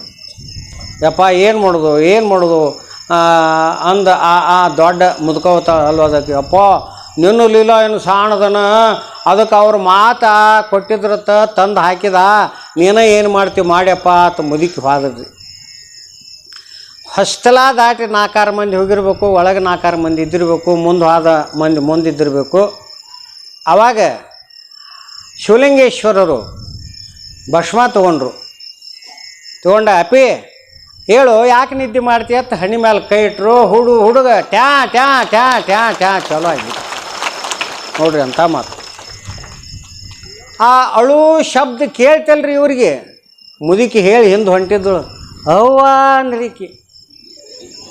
ಏನು ನಿಂದ್ರ ಹೋಗ್ಬೇಡ ನಿಂದ್ರು, ಎಲ್ಲರೂ ನಿಂದ್ರಿ ಅತ್ತಾಳ ನೆತ್ತರು. ಆವಾಗ ಮತ್ತೆ ತಿರುಗಿ ಬಂದರು. ಯಪ್ಪ ಇದು ಆದದ್ದು ಆಡಾಕೈತು, ಅದು ನನ್ನ ಮಗ, ನಾ ಏನು ಬೇಕಾದ್ ಮಾಡ್ತೀನಿ, ನೀವ್ಯಾಕೆ ಕೇಳಕ್ಕೆ ಬಂದ್ರಿ ಅಂದ್ರೆ ಅವರು. ಶಿವಲಿಂಗೇಶ್ವರು ನನಗೆ ಒಪ್ಸೇರಿಲ್ಲ, ಮತ್ತು ನನಗೆ ಒಪ್ತದ, ನನ್ನ ಮಗ ಹೋಗ್ರಿ ನೀವು. ಆವಾಗ ಮುದ್ಕೋತವಳು, ಇಲ್ಲಪ್ಪ ನಾವು ಮನುಷ್ಯರು ಒಂದಿಟ್ಟ ತಪ್ಪವ್ರಲ್ಲ, ಹಂಗೇನೈತಿ ಇನ್ನಾಟ ಜ್ವಾಕ್ ಮಾಡಿ ದೊಡ್ಡವನ್ ಮಾಡಿ ಓಡಾಡಂಗೆ ಮಾಡಿ ಕೊಡ್ತಾಳು, ನಟ್ಟು ಕೊಡಂದಳಕಿ ಮಾತಾಡಿದ್ರೆ ನೋಡಂದ್ರೆ ಅವರು. ಎಂಥ ಲೀಲಾಪುರುಷ ರೀ ಶಿವಲಿಂಗೇಶ್ವರ, ಎಂಥ ಲೀಲಾಪುರುಷ. ಆ ಲೀಲಾ ಇವು ಇಲ್ಲಂತ ತಿಳಿಬೇಡ್ರಿ ನೀವು ಯಾರು, ಮತ್ತು ತಪ್ಪು ಮಾಡಿರಿ. ಆ ಲೀಲೆ, ಆ ಚೇತನ, ಆ ಶಕ್ತಿ ಇನ್ನೂ ಐತಿ ಶಿವಲಿಂಗೇಶ್ವರಲ್ಲಿ. ಇನ್ನೊಂದು ಮಾತು ಹೇಳ್ತಾನೆ, ಖರೆ ಮಾತು ನಿಮಗೆ. ಯಾವ ಮಹಾತ್ಮರು ಇದ್ದಾಗ ಅವರಲ್ಲಿ ಇರ್ತಕ್ಕಂಥ ಶಕ್ತಿ ಇರ್ತೈತಿಲ್ಲ, ತಪಸ್ಸಿನ ಶಕ್ತಿ, ಅವರು ಲಿಂಗೈಕ್ಯ ಆದ ಮೇಲೆ ಅವರ ಅಸ್ಥಿಗಳಲ್ಲಿ ಸಾವಿರಾರು ವರ್ಷಗಟ್ಟಲೆ ಆ ಶಕ್ತಿ ಇರ್ತೈತಿ ರೀ. ಸೂರ್ಯಚಂದ್ರರು ತನ ಅವರ ಅಸ್ಥಿಗಳು ಅಂದ್ರೆ ಎಲುಬಿನೊಳಗೆ ಅವ್ರ ತಪಸ್ಸಿನ ಶಕ್ತಿ ತುಂಬಿರ್ತೈತಿ. ಅವ್ರು ಇದ್ದಾಗ ಒಂದು ಥರ ಶಕ್ತಿ ಇದ್ರೆ 1000 ಪಟ್ಟು ಶಕ್ತಿ ಹೆಚ್ಚಾಗಿರ್ತೈತಿ, 1000 ಪಟ್ಟು ಶಕ್ತಿ ಐತೆ. ಅದಕ್ಕಾಗಿ ಶಿವಲಿಂಗೇಶ್ವರ ಯಾರೂ ಇಲ್ಲ ಅಂತ ತಿಳ್ಕೊಬೇಡ್ರಿ, ಲಿಂಗೈಕ್ಯ ಆಗ್ಯಾರ ಅಂತ ತಿಳ್ಕೊಬೇಡ್ರಿ.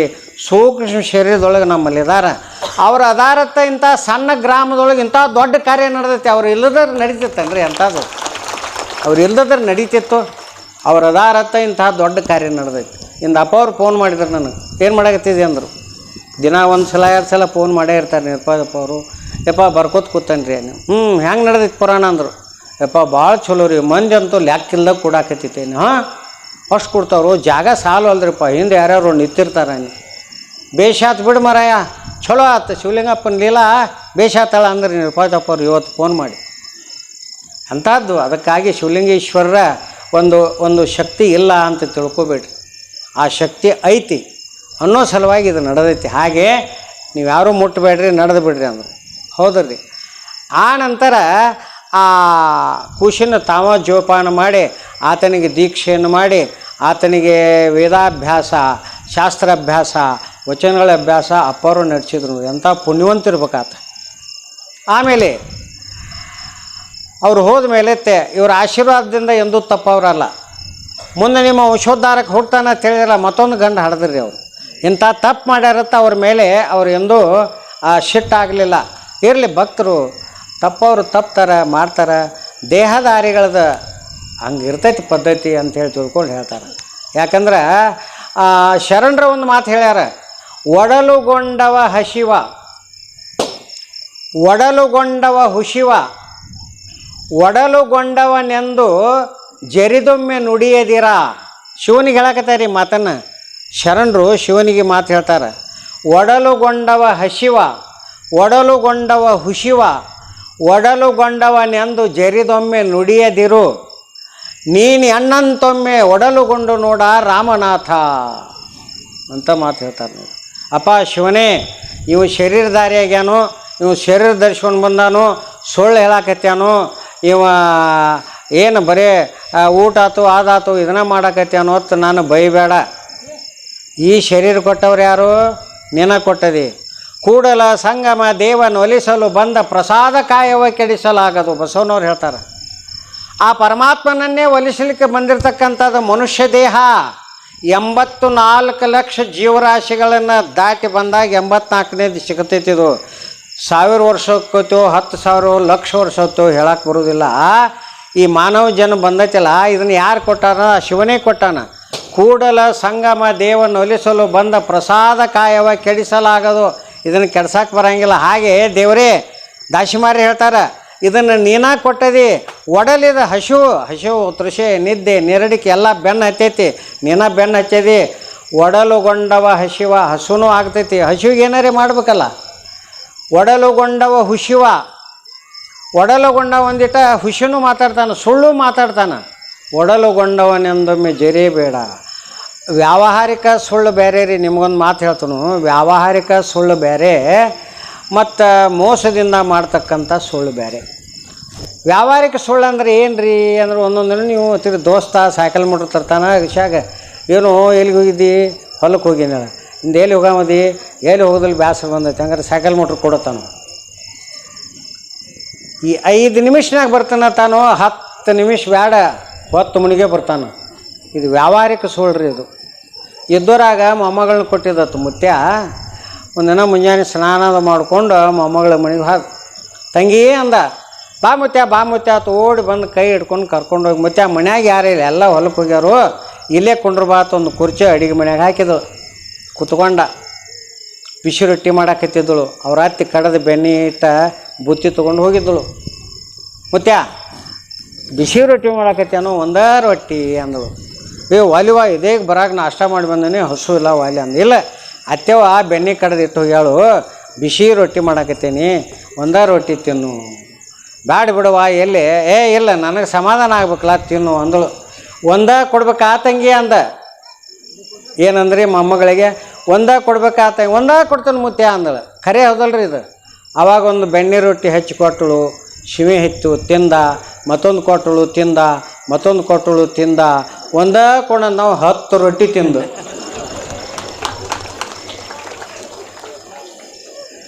ಅವ ಹೇಳಿದ್ದೇನ ಒಂದೇ ಕೊಡಂದಿದ್ದ, ಈಕೆನೂ ಒಂದೇ ಕೊಡ್ತಂದೇಳು, 10 ತಿಂದ್ರಿ. ಇದು ವ್ಯಾವಹಾರಿಕ ಸುಳ್ಳಿದು. ಈಗ ಬರ್ತಾನಪ್ಪ ಕೊಂಡ್ರತ್ ಹೇಳಿ ಹೋಗ್ತಾರಲ್ಲ, ಚಂಚಾನ ಹೋಗ್ತಾರ. ಈ ವ್ಯಾವಹಾರಿಕ ಸುಳ್ಳಿದು. ಇದನ್ನು ಸುಳ್ಳು ಮಾತಾಡಿದ್ರೆ ಏನಿಲ್ಲ. ಇನ್ನೊಬ್ಬರಿಗೆ ಕಂಟಕ ಆಗತಕ್ಕಂಥ ಸುಳ್ಳು ಮಾತಾಡಬಾರ್ದು, ಅದು ಭಾಳ ಕೆಟ್ಟ. ಅದಕ್ಕಾಗಿ ಹೇಳ್ತಾರೆ, ಒಡಲುಗೊಂಡವ ಒಡಲುಗೊಂಡವನೆಂದೊಮ್ಮೆ ನುಡಿಯದಿರ, ನೀನು ಅಣ್ಣಂತೊಮ್ಮೆ ಒಡಲುಗೊಂಡು ನೋಡ ರಾಮನಾಥ. ಶಿವನೇ, ನನಗತೆ ನೀನು ಒಮ್ಮೆ ಶರೀರ ಧರಿಸ್ಕೊಂಡು ಬಾ, ಗೊತ್ತಾಕತ್ತಿದ್ರೆ ಗತ್ತತಾರ ಅವ್ರು. ಆ ಶರೀರದ ಗತ್ತು ಗೊತ್ತಾಕೈತಿ.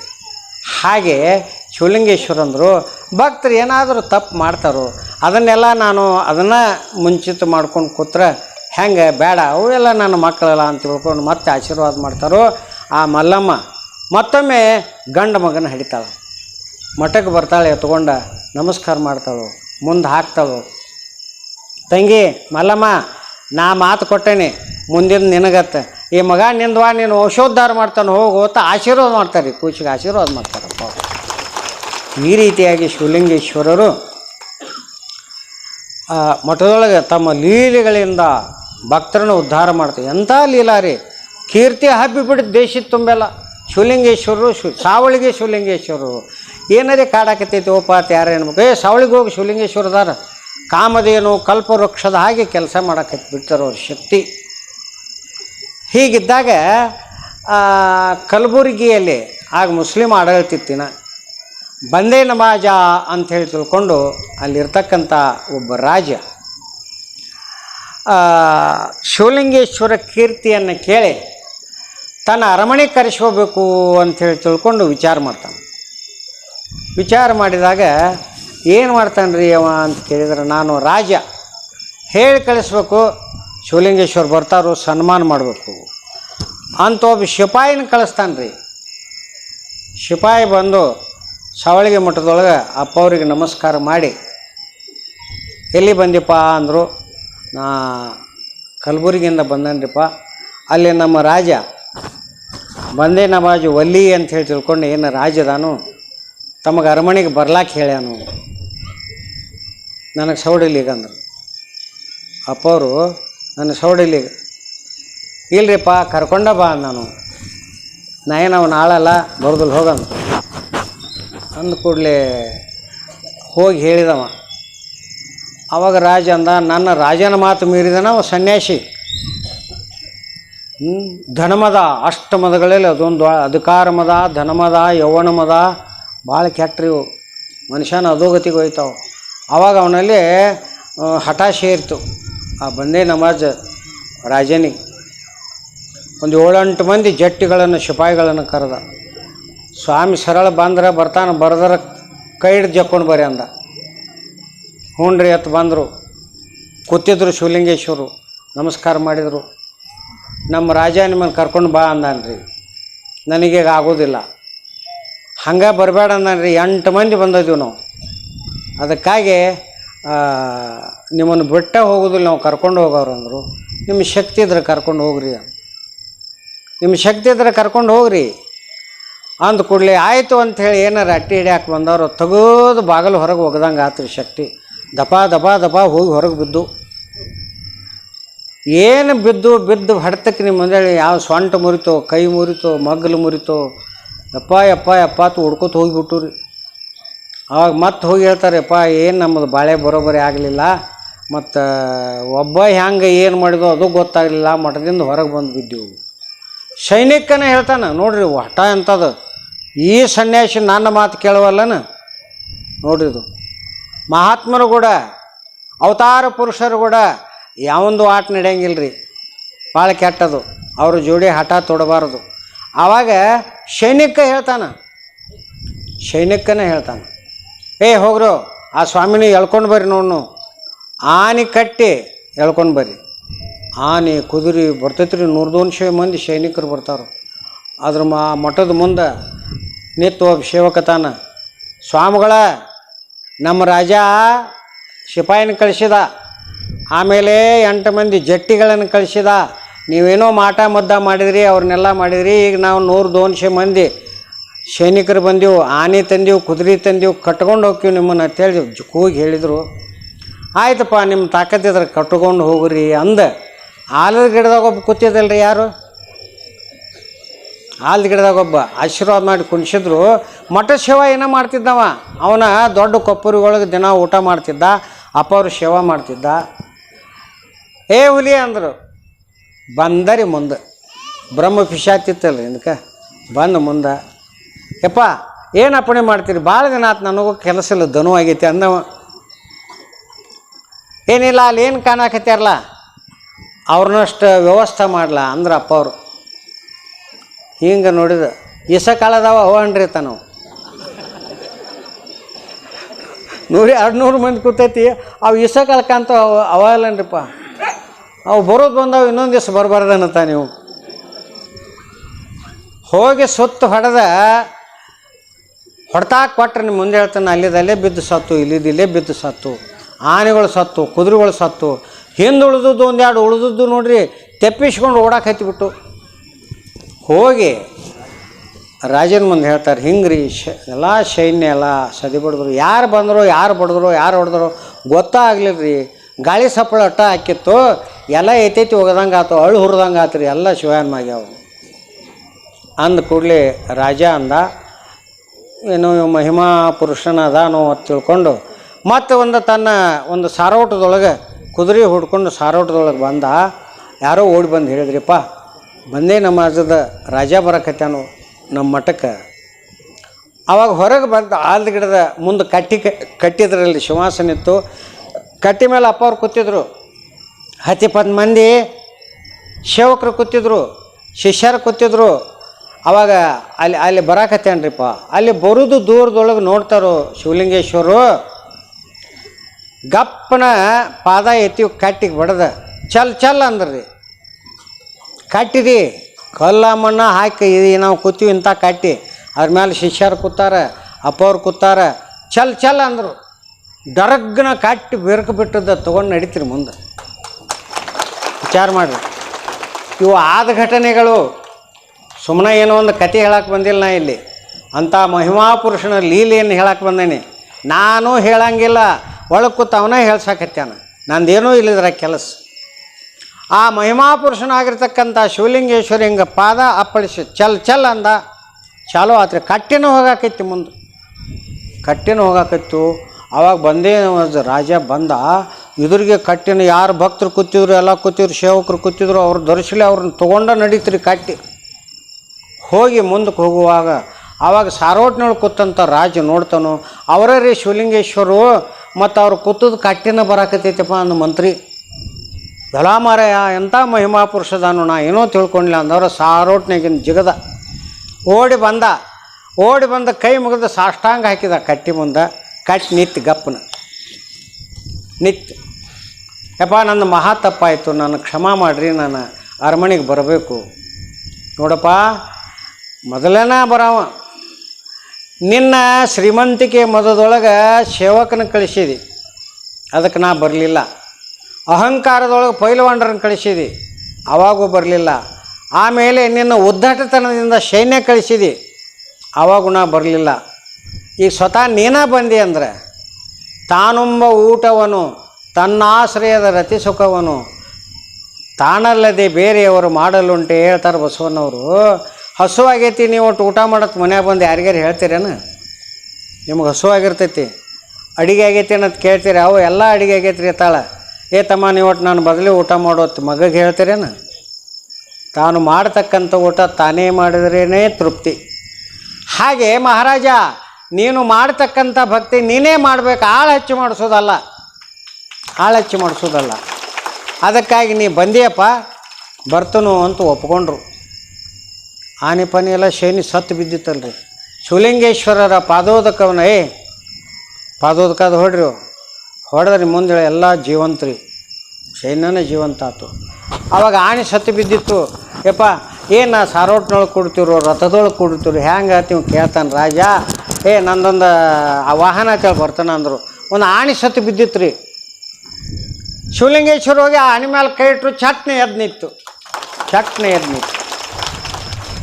ಆ ಆಣೆಯನ್ನು ಶೃಂಗಾರ ಮಾಡಿ ಆ ನಂತರ ಮಹಾರಾಜನ ಕರೆಗೆ ಆ ಕಲಬುರಗಿಗೆ ಹೋಗಿ ಅರಮನೆಯೊಳಗೆ ಆದರಾತಿಥ್ಯವನ್ನು ಸ್ವೀಕಾರ ಮಾಡಿ ಪಾದಪೂಜೆ ಮಾಡ್ತಾರೋ, ಎಲ್ಲ ಮಾಡ್ತಾರೋ. ಈ ರೀತಿಯಾಗಿರ್ತಕ್ಕಂತಹ ಸಂದರ್ಭದೊಳಗೆ ಆ ರಾಜನ ಭಕ್ತಿಯನ್ನು ಸ್ವೀಕಾರ ಮಾಡಿ ಶಿವಲಿಂಗೇಶ್ವರ ತಮ್ಮ ಮಠಕ್ಕೆ ಬರ್ತಾರೋ. ಹೀಗೆ ಅನಂತ ಲೀಲೆಗಳನ್ನು ಮಾಡ್ತಕ್ಕಂಥ ಶಿವಲಿಂಗೇಶ್ವರರು ಭಕ್ತರು ಉದ್ಧಾರನೂ ಮಾಡಿದರು, ಗರ್ವಿಗಳ ಗರ್ವವನ್ನು ಮುರಿದರು. ಯಾರ್ಯಾರಿಗೇನು ಬೇಕೋ ಅದನ್ನೆಲ್ಲ ಕೊಟ್ಟರು. ಕಾಮಧೇನು ಕಲ್ಪವೃಕ್ಷ ಇದ್ದ ಹಾಗೆ ಶಿವಲಿಂಗೇಶ್ವರರು ಇದ್ದಾಗಿನ ಶಕ್ತಿ, ಲಿಂಗೈಕ್ಯಾದಿ ಮೇಲೆ ಇರ್ತಕ್ಕಂಥ ಶಕ್ತಿ ಸಾವಿರ ಪಟ್ಟು ಹೆಚ್ಚೈತಿ. ಅವ್ರು ಇಲ್ಲ ಅಂತ ತಿಳ್ಕೊಳ್ಳುವಂಗಿಲ್ಲ, ಅದಾರಂತ ತಿಳ್ಕೊಂಡು ನಾವು ಭಕ್ತಿಯಿಂದ ನಡ್ಕೊಂಡ್ರೆ ನಮಗೆ ಯಮನ ಬಾಧೆ ಬರೋದಿಲ್ಲ. ಕೈಲಾಸ ದಾರಿ ಕುಲ್ಲ ಇರ್ತೈತಿ. ಶಿವಲಿಂಗೇಶ್ವರಿಗೆ ಸರಿಯಾಗಿ ಭಕ್ತಿಯಿಂದ ಎಲ್ಲರೂ ನಡ್ಕೋರಿ. ಜೈ ಮಂಗಲಂ ಜೈ ನಮ ಪಾರ್ವತಿ ಶಿವ ಹರ ಹರ ಮಹಾದೇವ್. ಹಾಂ ಹೇಳಿ.